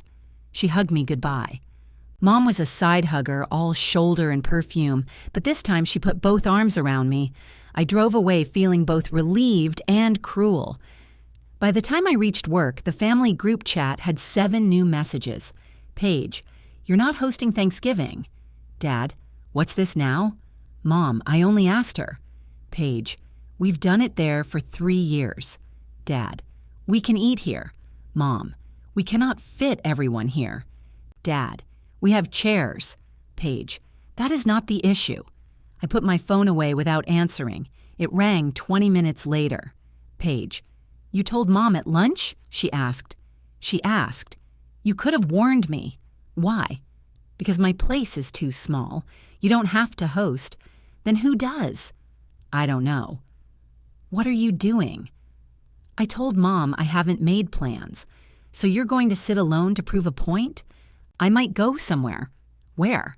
I don't know yet. Paige groaned. You can't cancel a family holiday because of one photograph. I'm not canceling anything. Thanksgiving will happen on schedule. You know what I mean? Yes. You mean if I don't create it, everyone loses it. That isn't fair. No, it isn't. She hung up. That evening, Jonah texted me while I was staring at 3 different Thanksgiving invitations online and resenting all of them. Naomi is doing Friendsgiving. I'm making bread, so plan for a fire. You're invited. No furniture assembly required. I read it twice. Was this invitation offered before or after you learned I abandoned my family?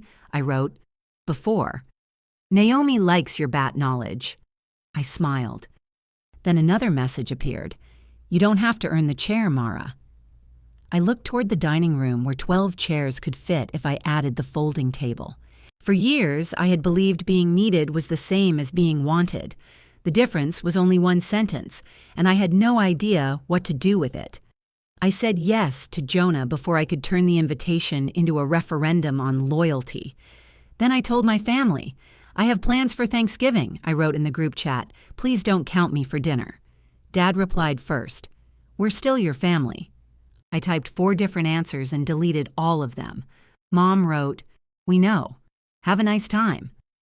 Paige sent nothing.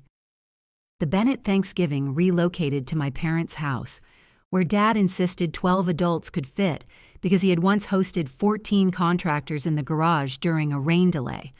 Mom pointed out that the contractors had eaten sandwiches while standing over paint cans. Dad bought a folding table from a hardware store. It was 6 feet long and, according to the photograph he sent, bright white molded plastic. We cannot put that in the dining room, Mom told me on the phone. You can use a tablecloth. The legs show. Long tablecloth. It has a handle. The handle will be underneath. I'll know. Our conversation had started because she wanted to tell me that Dad's orange shutters neighbor had added a stone goose. The folding table appeared naturally, the way family problems always did, drifting into view until I found myself steering. I stopped before offering my tablecloths. What are you serving? I asked. Your father wants turkey. That seems traditional. He bought a 24-pound one. How many people are coming? 10 now. Lois is going to her sister's, and your Uncle Stephen says he may not come if your father keeps texting him chainsaw maintenance videos. That turkey could feed the neighborhood, I told him. Dad shouted from somewhere, people take leftovers. Mom lowered her voice. He's never cooked a turkey. You've cooked dozens. Yes, but he says he's doing Thanksgiving. There was affection beneath her irritation. Also fear. You'll be fine, I said. I know. We both waited for me to offer more. Mom changed the subject. Paige lasted until the following Tuesday before asking for my stuffing recipe. Mom has it, I wrote. Mom says she has the old one. It's the same recipe. She says yours tastes different. I use more butter. How much? Until it stops looking responsible. Paige sent a thumbs down.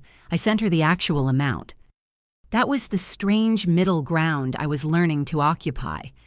I could answer a question without adopting the entire outcome. I could tell Paige how much butter went into stuffing without ordering the bread, chopping the celery, and appearing at our parents' house with a finished casserole labeled for the oven. It sounded obvious when reduced to stuffing. It had not been obvious in my life. Mom caught the flu 9 days before Thanksgiving. Dad called me at work and said, "Your mother's sick," in the tone people used before delivering a diagnosis from a specialist. "What do you mean, sick?" "She's been in bed all day." "Does she have a fever?" 101. "Is she breathing normally?" "She's complaining normally." Mom yelled something from upstairs. Dad lowered his voice, mostly normally. "Has she tested for flu?" "We did one of those pharmacy tests. It says flu." "Is she drinking?" "She had coffee." "Water, Dad. Coffee has water." I turned away from my computer. "Does she need a doctor?" "She says no." What did the nurse line say? What nurse line? The number on the back of her insurance card. I'm not calling an insurance card, then call her doctor. They'll say bring her in. Maybe she needs to go in. She wants soup. There it was. I can drop some off after work. Good. I heard Mom in the background again, then Dad said, "She wants the lemon one." "Chicken with lemon and rice?" "The yellow soup. That's the one." I stopped at the grocery store and bought broth, lemons, rice, dill, tissues, electrolyte drinks, and the tea that had moved 3 aisles over. In the parking lot, I realized I had built an illness response kit when Dad had asked for soup.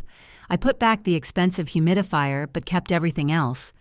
Mom was propped against pillows when I arrived, wearing a robe and one of Dad's white undershirts. Her hair stuck out on one side. "You look terrible," I said. "Your father said that to you after the anniversary." "How do you know?" "He tells me everything except where he puts things." Dad called from the hallway, "I know where I put things." Mom raised her eyebrows. I set the soup on her nightstand and poured water into a glass. "Have you taken anything for the fever?" 2 tablets at noon." "Which tablets?" "The white ones. That narrows it down to medicine." She pointed toward the bathroom. I checked the bottle. Correct dose, correct medicine, not expired. Dad had written the time on a notepad, along with Mom's temperature and a shaky list of what she had drunk. He was handling it. Not the way I would have, but he was handling it. When I came downstairs, Dad stood at the kitchen counter, surrounded by the remains of his own lunch. A pan was soaking in cold water. Cabinet doors were open. A butter knife lay on the floor beside the refrigerator. "How does one person use this many dishes for a sandwich?" I asked. "I made eggs. That makes less sense." He opened the soup container. "Don't eat that. I'm checking it. With a spoon." "How else do you check soup?" "That's Mom's.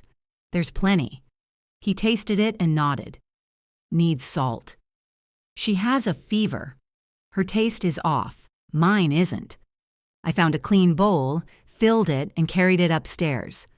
Mom took 3 bites while I sat at the end of the bed. "Paige had a client dinner," she said. I looked at her. "Okay," I called her first. The spoon paused halfway to her mouth. "Why are you telling me? I don't want you to think we assumed you'd come. But you did call me. Your father called.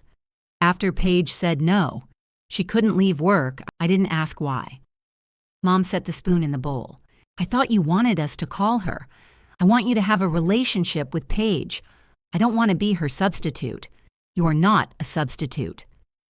I looked at the soup I had made, the water I had poured, the medicine I had checked after Paige was unavailable.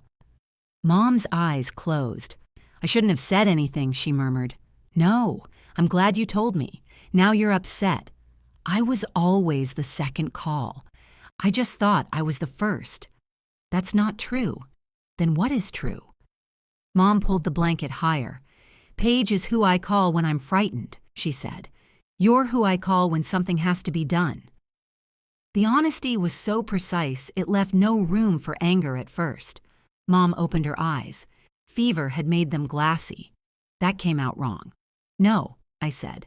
I think it came out exactly right. I stayed for an hour.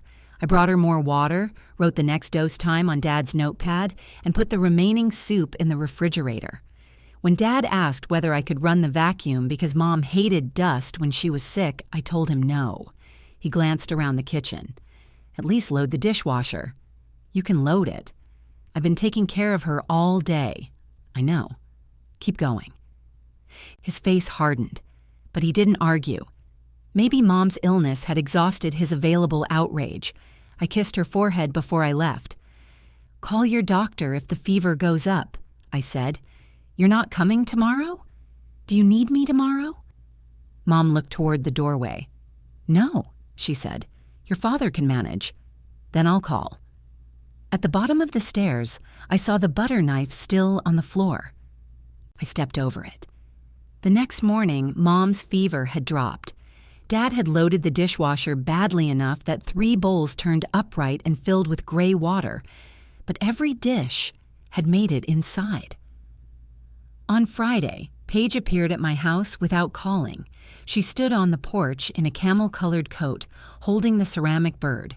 I stared at it. How did you get that? It was on the floor. You were inside? You left the back door unlocked. No, I didn't. Then your lock is terrible. I took the bird from her and inspected it. Why was it on the floor? I knocked it over with my purse. You broke into my house and attacked a warbler. It's obviously a pigeon. I stepped aside. Paige walked in, removed her coat, and placed it over the same chair where I had left the blue dress. She knew my house well enough to go straight to the coffee without asking. Mom says you only stayed an hour, she said. Mom had the flu. I know. She wanted soup. I know. You were busy. I was working. I know. Paige turned around. Stop saying it like that. Like what? Like you're taking minutes. I sat at the table. Why are you here? She poured coffee into the mug I usually gave her, the one with a handle large enough for all 4 fingers. Dad called me yesterday to ask how to run the dishwasher. You push start. I told him that. There are settings. He listed them all. He likes heavy wash. Why do you know that? I looked at her. She sat across from me. For a while, neither of us spoke. The refrigerator hummed. Outside, a truck passed slowly over wet pavement. When Mom called me, Paige said, she sounded scared. She had a fever. I know it wasn't serious. I knew Dad was there, but she wanted me, yes. And I said I couldn't come. You had work. I could have canceled. I waited. Paige wrapped both hands around the mug. I liked that she called me first. There was no good answer, so I gave her none. I liked standing next to her in the picture, too, she said. My chest tightened. Paige looked at the coffee instead of me. I knew it was your spot. The kitchen seemed to narrow around us. You said you thought everyone would be rearranged. That's what Mom thought. What did you think? I thought you'd stand beside Dad. Behind Colin? I didn't think through the geometry, Mara. You thought through enough. She looked up. I wanted one picture where I looked like the daughter who belonged. And I looked like what? You always belong. I wasn't in it.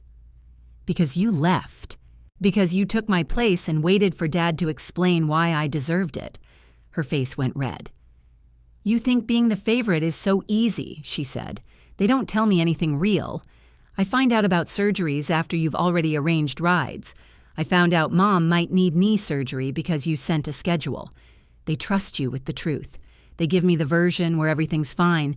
They give me the work. They give you themselves. No, Paige, they give me what needs carrying. She stood so quickly the chair scraped the floor. You wanted to be needed. Yes, I said. That stopped her. I did. For a long time. And you wanted to be chosen. That doesn't excuse what either of us did. I didn't do anything except stand by my mother. You humiliated me because you were hurt. Her mouth opened. I held her gaze. Feeling left out did not require making me disappear. Paige put on her coat with jerking movements. I came here to apologize. No, you came here to explain why it felt good. She flinched. That's more honest, I said, but it isn't the same thing. She left without her coffee. This time, she locked the back door behind her. For 3 days, Paige's mug sat on the corner of my desk at work. I had carried it there by accident Monday morning, mistaking it for my own because I was thinking about everything she had said and none of what I was doing. The mug was yellow with a white handle. Mine was blue and twice its size. Melissa from accounting walked past my office, looked at it, and said, "That's not your mug." "Thank you, Melissa. I notice patterns. Your plan is dead. It's dormant. It's plastic." She carried it away before I could inspect it. On Wednesday, Paige texted me, "Can I come by tomorrow after work?" The question mark mattered. I wrote, "Yes." 6?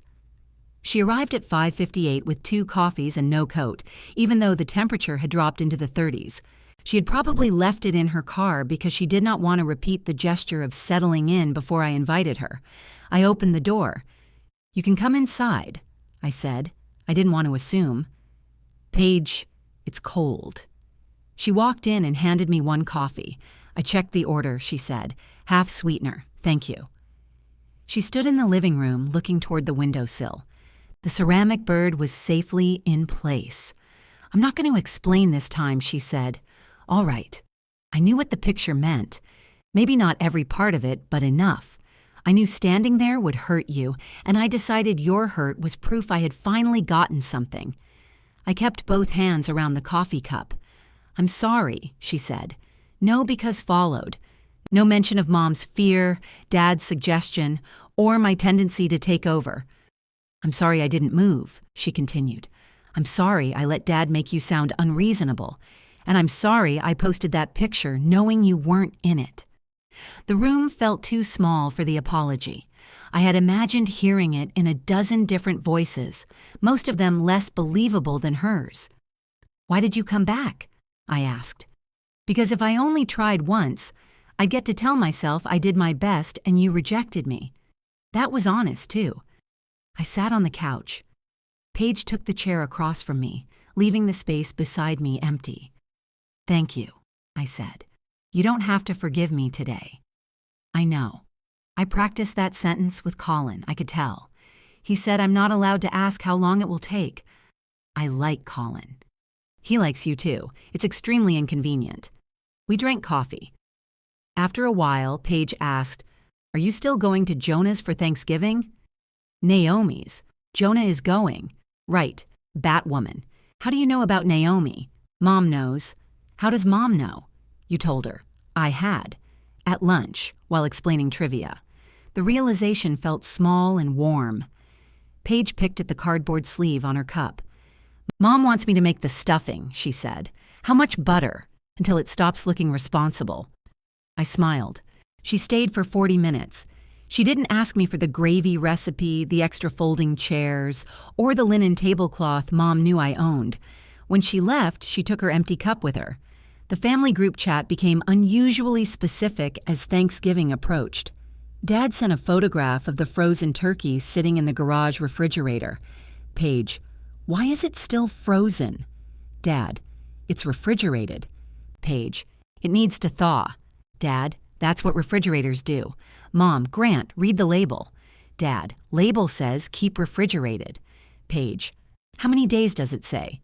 Dad, "Don't know, threw label out." Uncle Stephen, "Cook it with the chainsaw." I muted the chat for an hour. Nobody asked me to solve it. This should have been peaceful. Instead, I spent the evening calculating thawing times in my head. Thanksgiving morning, I woke at 6:15 without an alarm. For 3 years, that had been the hour I put the turkey in the oven. I lay in bed listening to my heat cycle on, imagining Dad standing in front of a 24-pound bird that was frozen in the center. At 6:30, my phone lit up. Paige, "Happy Thanksgiving." Don't answer this with turkey instructions. I laughed into my pillow. "Happy Thanksgiving," I wrote. Then I put my phone in the bathroom drawer while I showered. Naomi lived in a narrow townhouse filled with plants, books, and framed maps of cities she had never visited. Her dining table seated 8 if everyone accepted intimate relationships with one another's elbows. I arrived carrying cranberry sauce and 1 bottle of wine. 1 dish, 1 bottle. I had checked with Naomi twice, and both times she said that was all she needed. Jonah opened the door wearing an apron that said, "Hot stuff coming through." "Naomi's," he said before I could comment. I assumed, "You'd choose something subtle. My other apron has a tasteful nude. You own 1 apron. Then this is my other apron." The house smelled like rosemary and bread. 6 people were already there, including Naomi and the 2 men from trivia, Luis and Carter, who began arguing about whether the ceramic bird was a warbler before I had removed my shoes. No one asked why I wasn't with my family. Naomi pointed toward an empty chair near the window. "I saved you the good one." The others wobble. I sat. There was no place card, no task waiting beside the plate. My body kept searching for something to correct. Naomi had used salad plates for appetizers. The butter was still hard. Jonah's bread had split dramatically down the center, and he had placed it on the table as if the split were intentional. I did nothing. At 2, while everyone discussed the worst job they had ever had, my phone buzzed in my purse. I ignored it. At 2:20, it buzzed again. I made it until 2:37. In the bathroom, I found 3 messages. Mom, we hope you're having a lovely time. Dad had sent a photograph of the folding table covered with one of Aunt Cheryl's gold tablecloths. It almost reached the floor. Paige, turkey not fatal. Stephen came. Dad says, "Tell you the handle doesn't show." I leaned against the sink and laughed. A second photograph showed my family crowded around the table. Dad and Mom sat at either end. Paige and Colin were on one side. Uncle Stephen held a carving fork like a weapon. Aunt Cheryl had worn the criminal hat. There was no empty chair. They had fit without me. The sight hurt so quickly that I had to set down the phone. That was the contradiction nobody included in advice about boundaries. When people learn to function without you, part of you grieved the proof. A knock sounded. "Mara?" Jonah said through the door.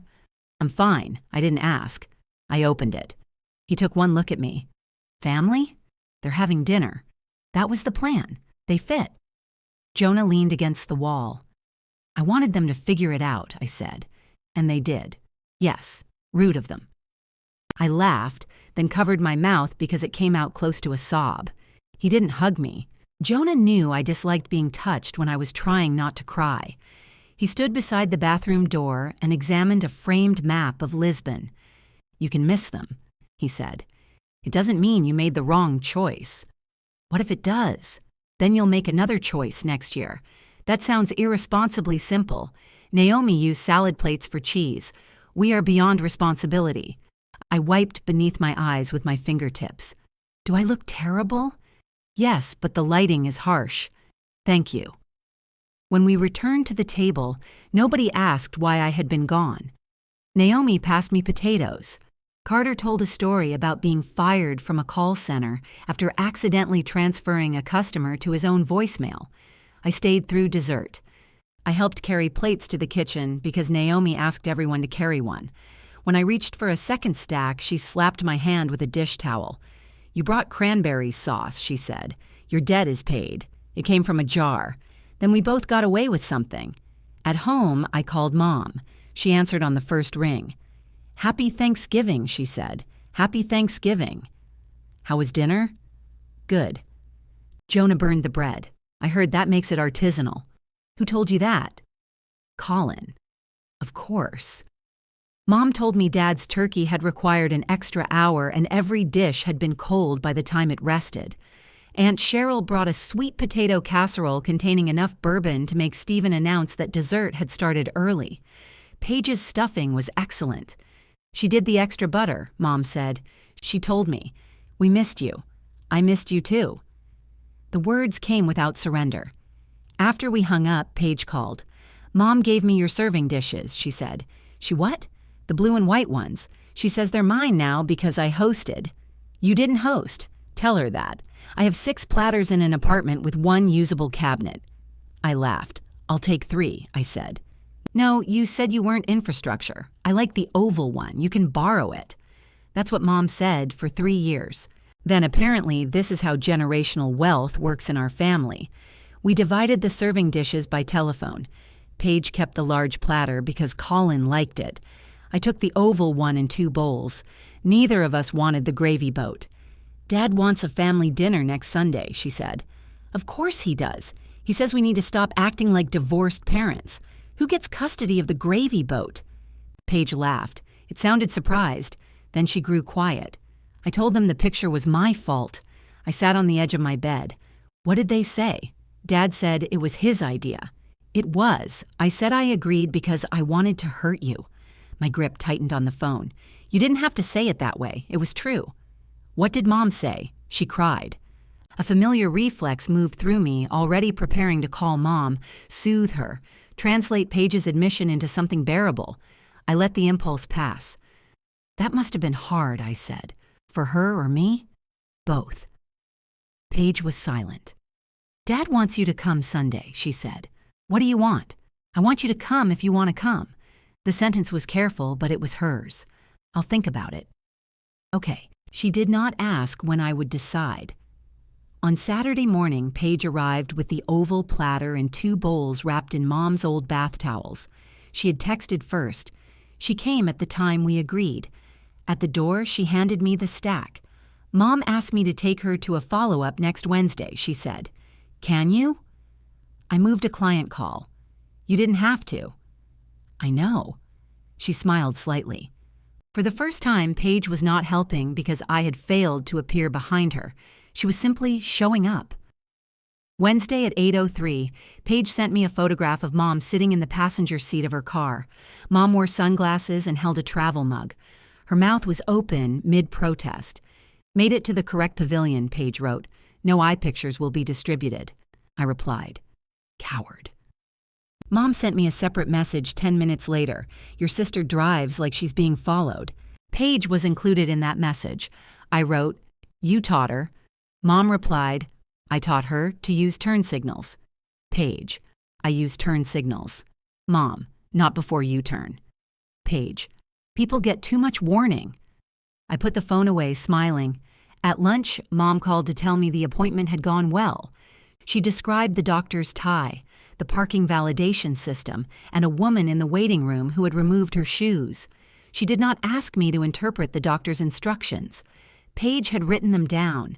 She was very organized, Mom said. She can be. I know. I heard the apology underneath that statement, but I did not pull it out for her. Before we hung up, Mom said, your father would like you to have dinner with us tomorrow. Sunday dinner? Tomorrow. Just the 3 of us. That sounded worse than Sunday dinner. Why? I think you know why.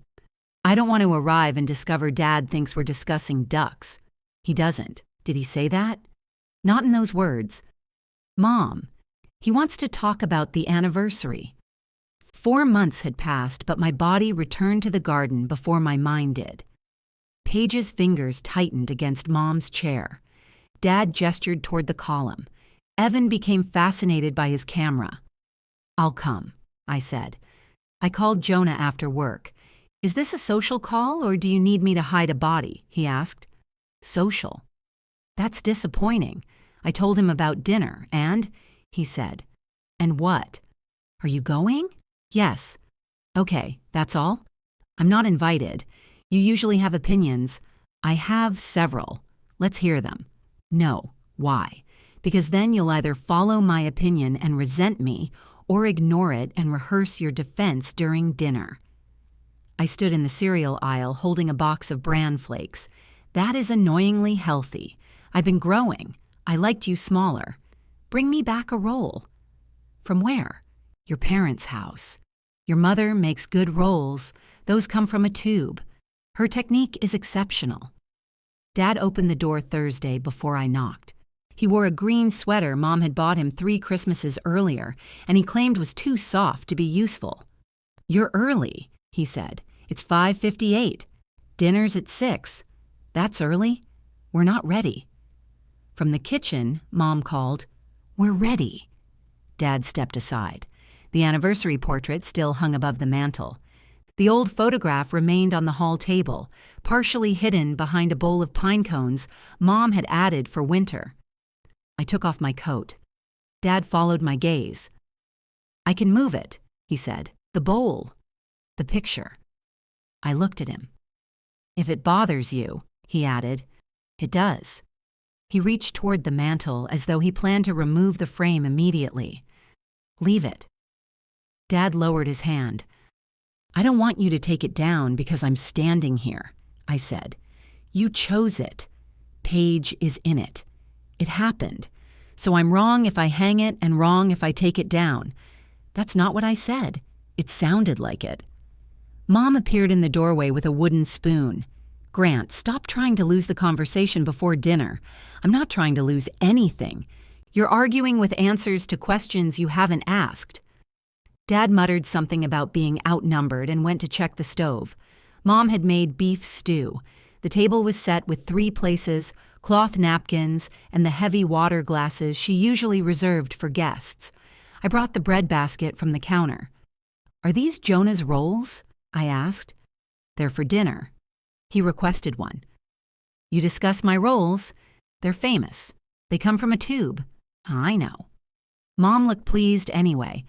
We ate for 10 minutes without mentioning the reason I was there. Dad told me Stephen had returned the tarp folded incorrectly. Mom described Paige's system for taking notes at the appointment, which involved 3 colors of ink but no discernible reason for the colors. "She showed up," I said. Dad nodded. "She did, and she did fine." "I didn't say she didn't. You said the notes made no sense. They didn't make sense to me. They made sense to her." Dad chewed his bread. "All right," he said. "The concession was so small I almost missed it." Mom set down her spoon. "Grant." "I know." He wiped his mouth with the cloth napkin, folded it, unfolded it, then placed it beside his bowl. "I owe you an apology," he said. I waited. "For the anniversary. We handled the photograph badly." Mom watched me. "Okay," I said. Dad frowned. "Okay?" "You said you handled it badly." "We did." "What does that mean?" "It means we should have told you before everyone was standing outside. So if you had told me inside, moving me would have been fine." "That's not what I'm saying." "What are you saying?" "I'm trying to apologize. I'm trying to understand what you're apologizing for." His shoulders rose. "This is why talking to you is difficult. Every word turns into a deposition." "Grant," Mom warned. "No, she wants honesty." "Fine. I thought she overreacted.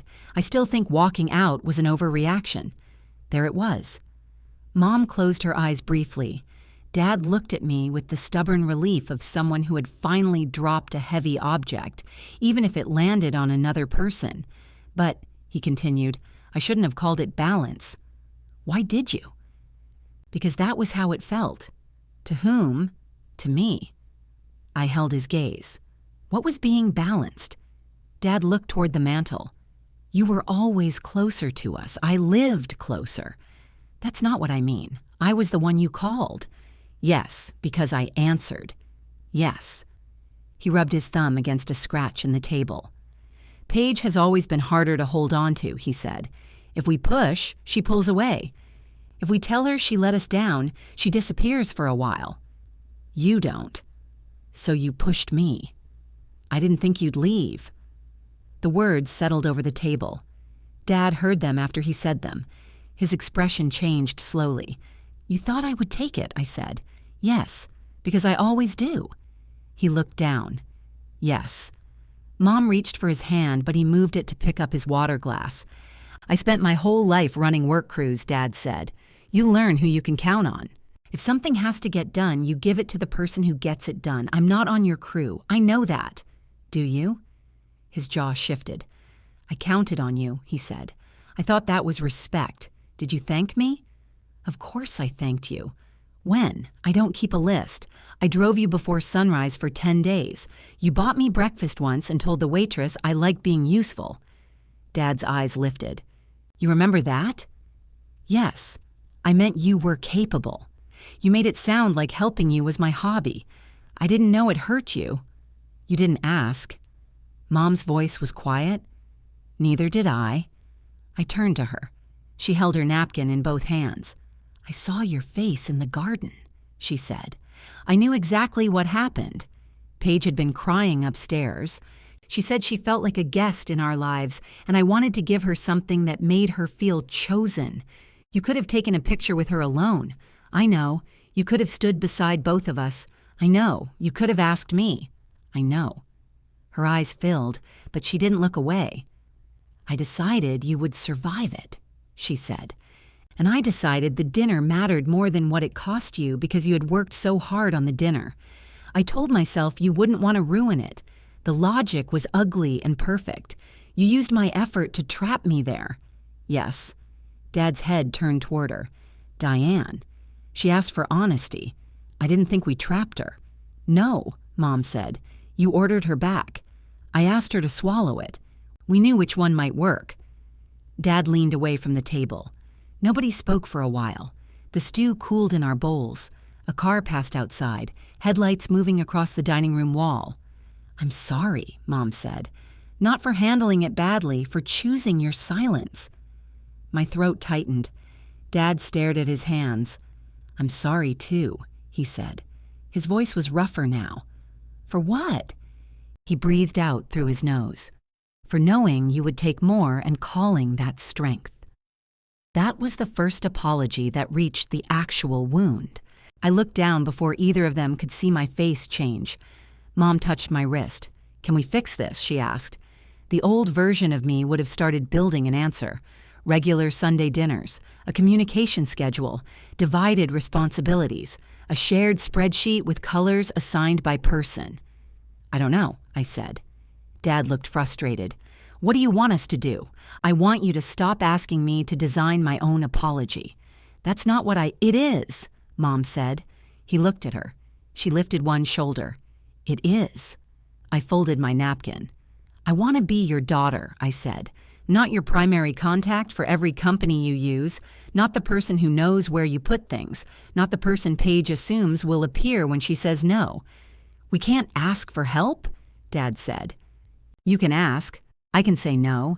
That's family now? An appointment? No. Family is accepting the answer. Mom nodded slowly. What about emergencies? She asked. If it's an actual emergency, call me. Call Paige, too. Call whoever can help. But a full parking garage is not an emergency. Ducks are not an emergency. A missing remote is not an emergency. Mom's mouth twitched. Dad looked at her. You called her for that? I needed captions. It was under your chair, I said. I couldn't see it. Dad almost smiled. The smile disappeared before it finished. Are you coming for Christmas? He asked. The question was so naked that I answered gently. Yes. Mom's shoulders lowered. But I'm not organizing it. We can manage Christmas, Dad said. Mom and I both looked at him. What? Thanksgiving happened. At 7:30, Mom said. The turkey was large. It was frozen, only in the center. I laughed. Dad did too once, and the sound released something without erasing anything. After dinner, I helped carry my bowl to the kitchen. Dad reached for the others. You don't have to do that, Mom said to him. I'm aware. He loaded the dishwasher, the bowls all face down. At the door, Mom handed me 2 rolls in foil. One is for Jonah, she said. Dad stood behind her, one hand resting against the frame. We won't get it right immediately, he said. I know. You'll tell us? When it matters. He nodded. The portrait remained visible over his shoulder. It no longer looked like proof that I had never belonged. It looked like proof of what belonging had cost me when nobody believed I would leave. I didn't need them to remove it. I needed them to remember that I had. Jonah ate his roll standing at my kitchen counter. Your mother remains a genius, he said. She opened a tube. Genius recognizes opportunity. I told him about dinner while he pulled the bread apart in careful strips. He did not interrupt until I reached Dad's apology. He said that? Jonah asked. He said he knew I would take more. And he was sorry. Jonah considered the last piece of roll. Do you believe him? I believe he was sorry while he said it. That's not what I asked. It's all I know. He nodded. Fair. I put the foil in the trash. Mom asked if they could fix it. What did you say? I don't know. Good. How is that good? It's accurate. You treat uncertainty like a typo. It usually is. He brushed crumbs from the counter. Maybe they don't get a guaranteed outcome just because they finally had the right conversation. I handed him a napkin. Maybe you don't get to leave crumbs on my counter because you understand emotional consequences. That seems unrelated. It's all one system. Christmas tested the system. Mom called 2 weeks before and asked whether I could come early on Christmas Eve. How early? 2. What do you need? Help setting the table and getting the roast in. Your father says he can do both, but we have seen him interact with table linens. In the background, Dad said, "They go on the table." Mom covered the phone. "I am asking you," she said. "You can say no." The last sentence sounded rehearsed. "I can come at 2. Are you sure?" "Yes." "Thank you." She did not add 5 more tasks once I agreed. That required more restraint from her than she would ever admit. Paige was responsible for dessert. Dad handled drinks. Colin brought appetizers, which he defined generously enough to include shrimp, cheese, olives, nuts, 2 dips, and tiny pastry cups filled with something he called whipped feta. "What happens at commercial lighting events?" I asked him. "People fear hunger." Dad's roast went into the oven on time. Mom let me place the silverware without moving it after me. Uncle Stephen arrived carrying no power equipment. Aunt Cheryl wore a red velvet jacket and announced that she had brought her own gravy because Mom's was too dependent on hope. At 4:15, Paige called, "I'm outside. Then come in. I need your help." I looked toward the kitchen. Mom was arranging Colin's appetizers. Dad and Stephen were arguing about whether the roast thermometer was accurate. What happened? Nothing. I can't carry everything, that was all. I put on my shoes and went outside. Paige stood beside her open trunk with 3 bakery boxes and 1 covered casserole dish. "You said dessert. The casserole is bread pudding. That is dessert with structural ambition." I panicked. She handed me the smallest box. No forgotten order, no missing deposit, no emergency disguised as praise. She needed an extra pair of hands, and I had 2. Inside, Mom opened the bread pudding and gasped. "You made this?" "Colin's mother gave me the recipe," Paige said. Dad looked over. "Mara help?" The room went quiet for half a second. Paige's face changed. Before the anniversary, I might have answered quickly to rescue everyone from the discomfort. Before Thanksgiving, Paige might have laughed and pretended not to care. "No," she said. Mara carried a box. Dad looked at her, then at me. "Smells good," he told Paige. "It does," I said. She met my eyes. That was how repair often happened, not through speeches, but in the 2 seconds when someone could return to an old pattern and didn't. Dinner still had rough edges. Mom asked me whether Dad's blood pressure refill was due. I told her to ask Dad. Dad said he didn't know.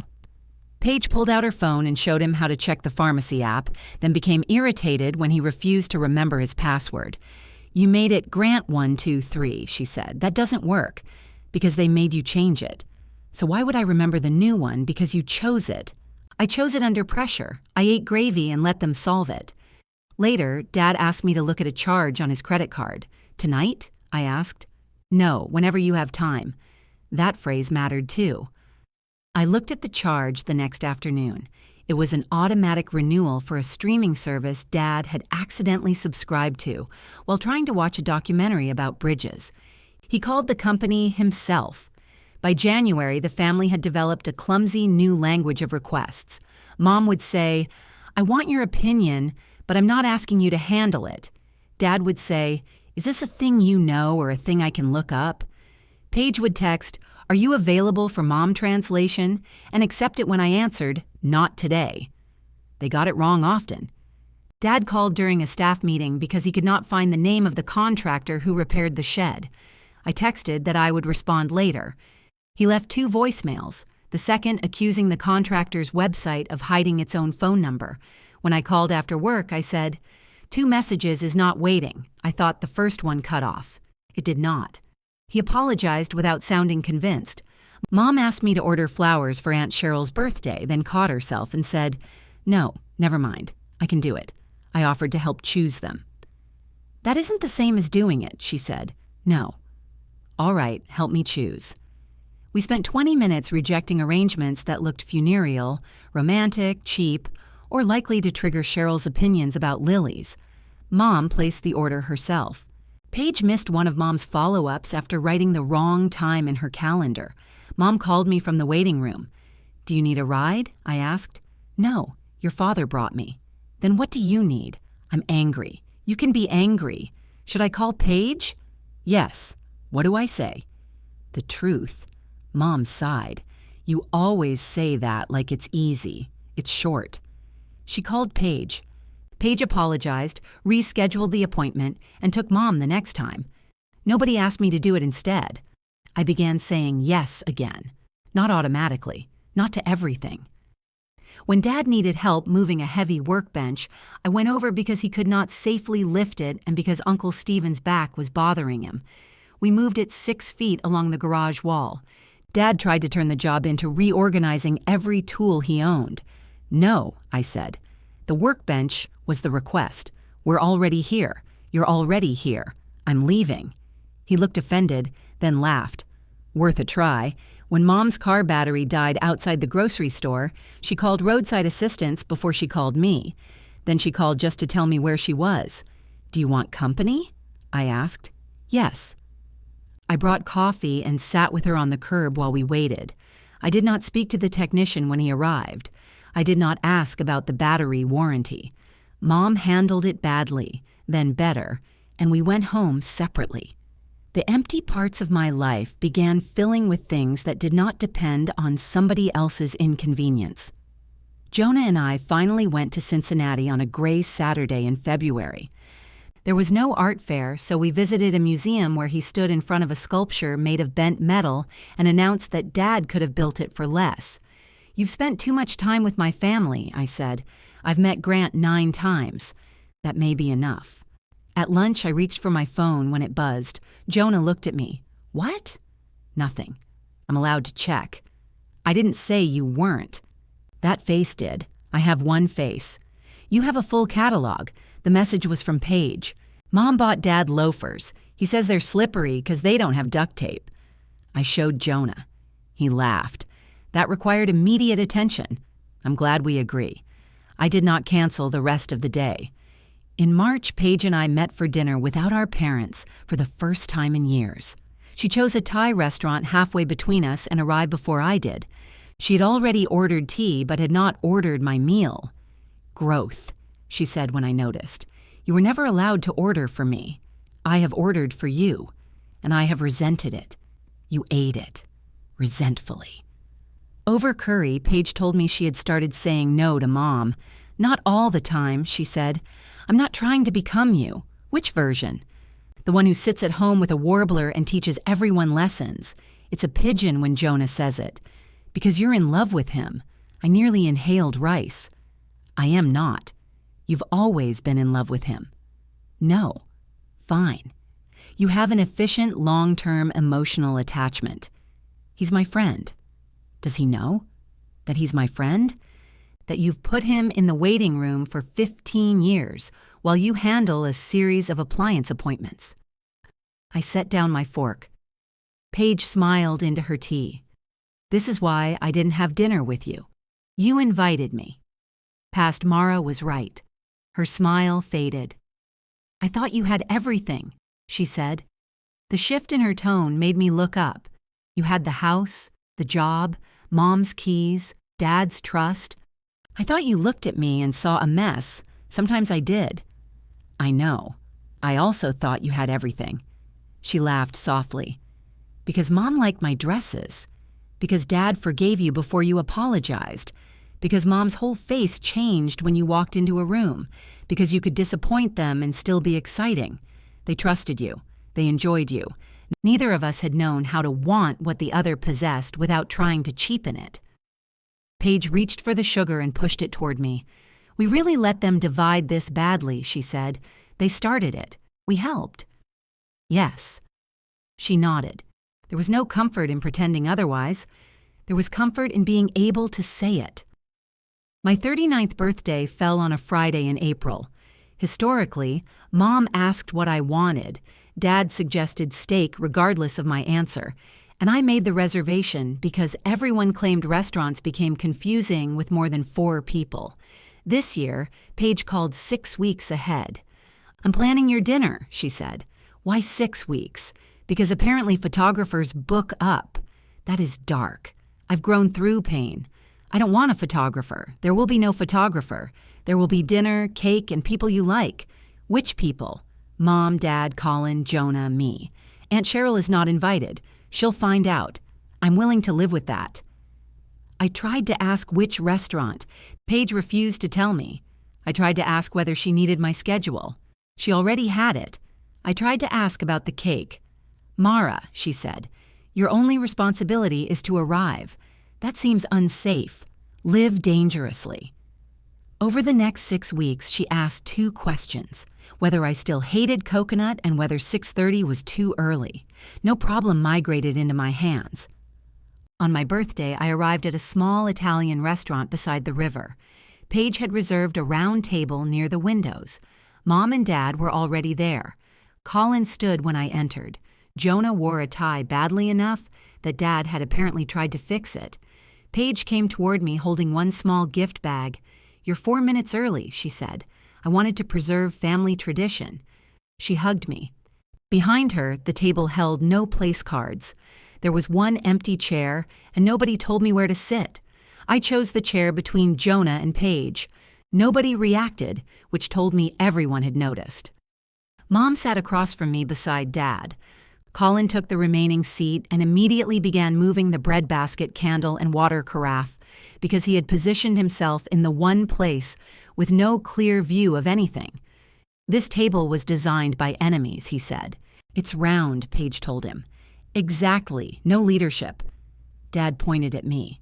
"Mara likes it already. I'm off duty." He raised both hands. I didn't ask. The server came to introduce herself. Her name was Elena, and before she finished describing the specials, Dad asked whether the braised beef was mostly beef or mostly an idea. Elena did not blink. "It is beef, sir. What's it braised in?" "Red wine, stock, herbs, and vegetables." "Then say pot roast." "Grant," Mom said. "What? Her mother makes pot roast." Elena looked at me. "I'm sorry," I said. "You said you were off duty," Jonah murmured. I closed my menu. Elena smiled. "Would anyone like to hear about the sea base?" Dad ordered the braised beef. Paige had chosen the restaurant well. It was nice without being formal, quiet enough for Mom to hear, and dark enough that Dad could not inspect his food like building material. Through the windows, the river reflected a row of lights from the opposite bank.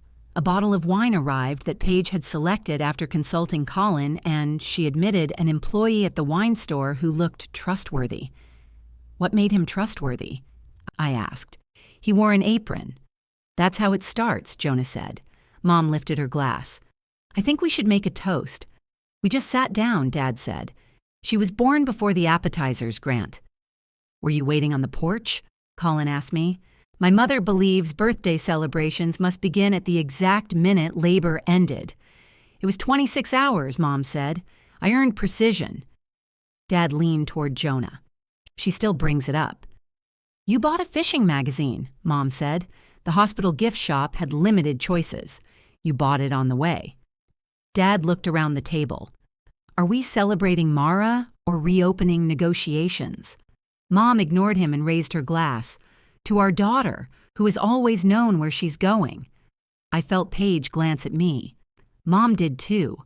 She adjusted without being rescued. "And who," she continued, "has recently reminded us that the rest of us can find our own way there."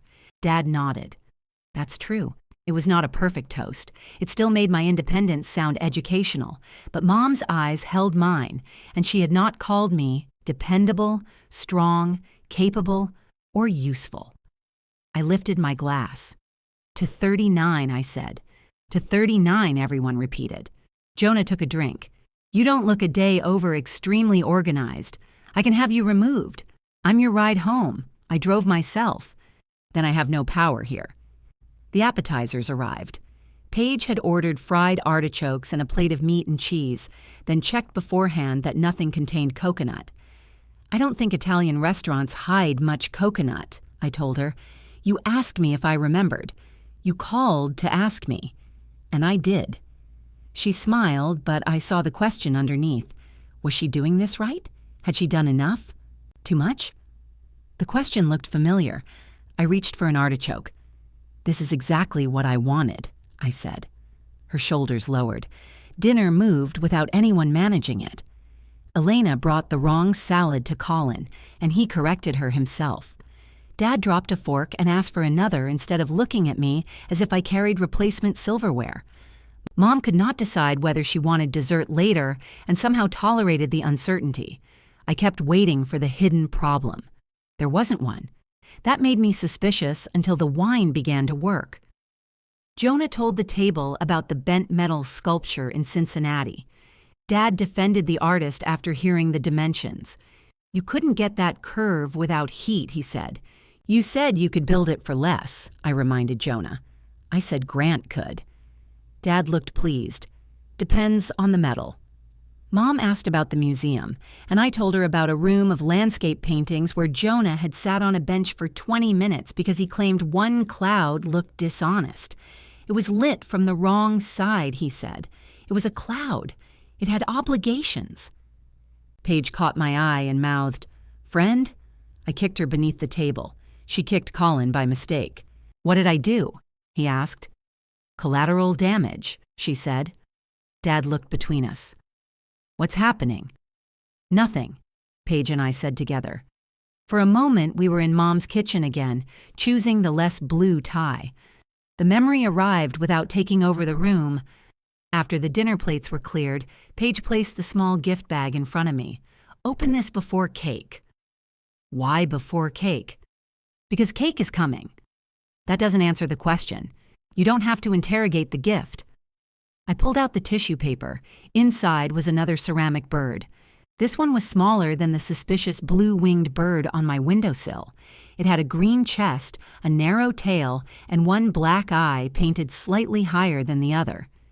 "It looks unstable," I said. "It's a warbler." "The other one is a warbler. The artist says that one is a pigeon." Jonah was right. Jonah held out his hand. I'd like that repeated clearly. He remains wrong in spirit. Paige leaned her elbows on the table. I tracked down the artist from the mark underneath. She remembered arguing with a man about bird classification. Jonah looked proud. "I leave an impression. She said you were exhausting." An impression. I turned the little bird over. The artist's initials had been pressed into the clay.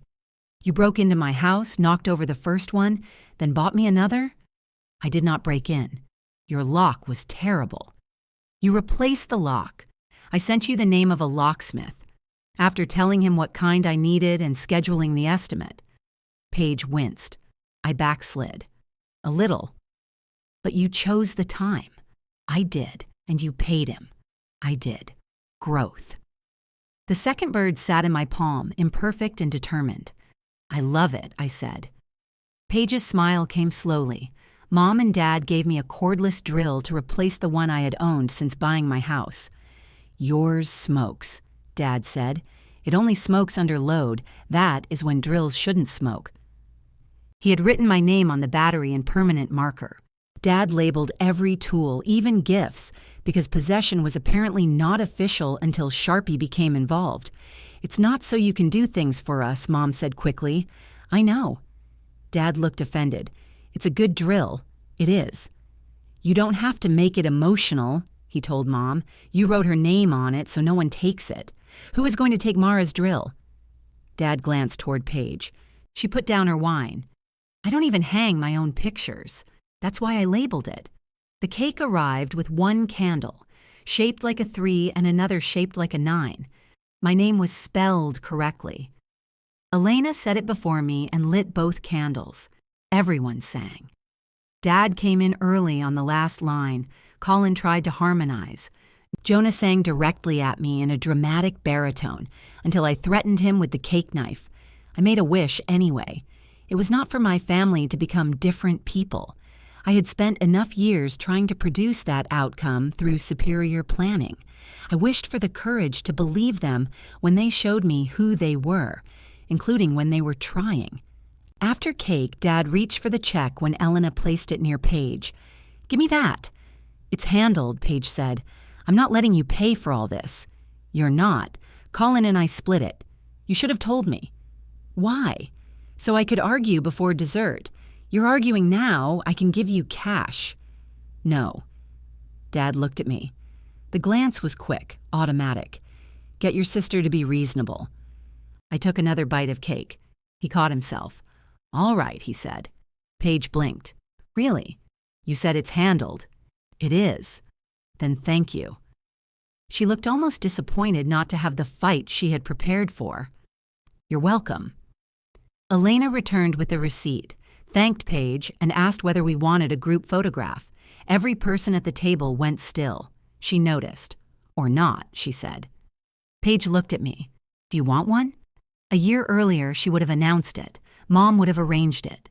Dad would have told everyone to stop making a fuss while insisting on 3 attempts.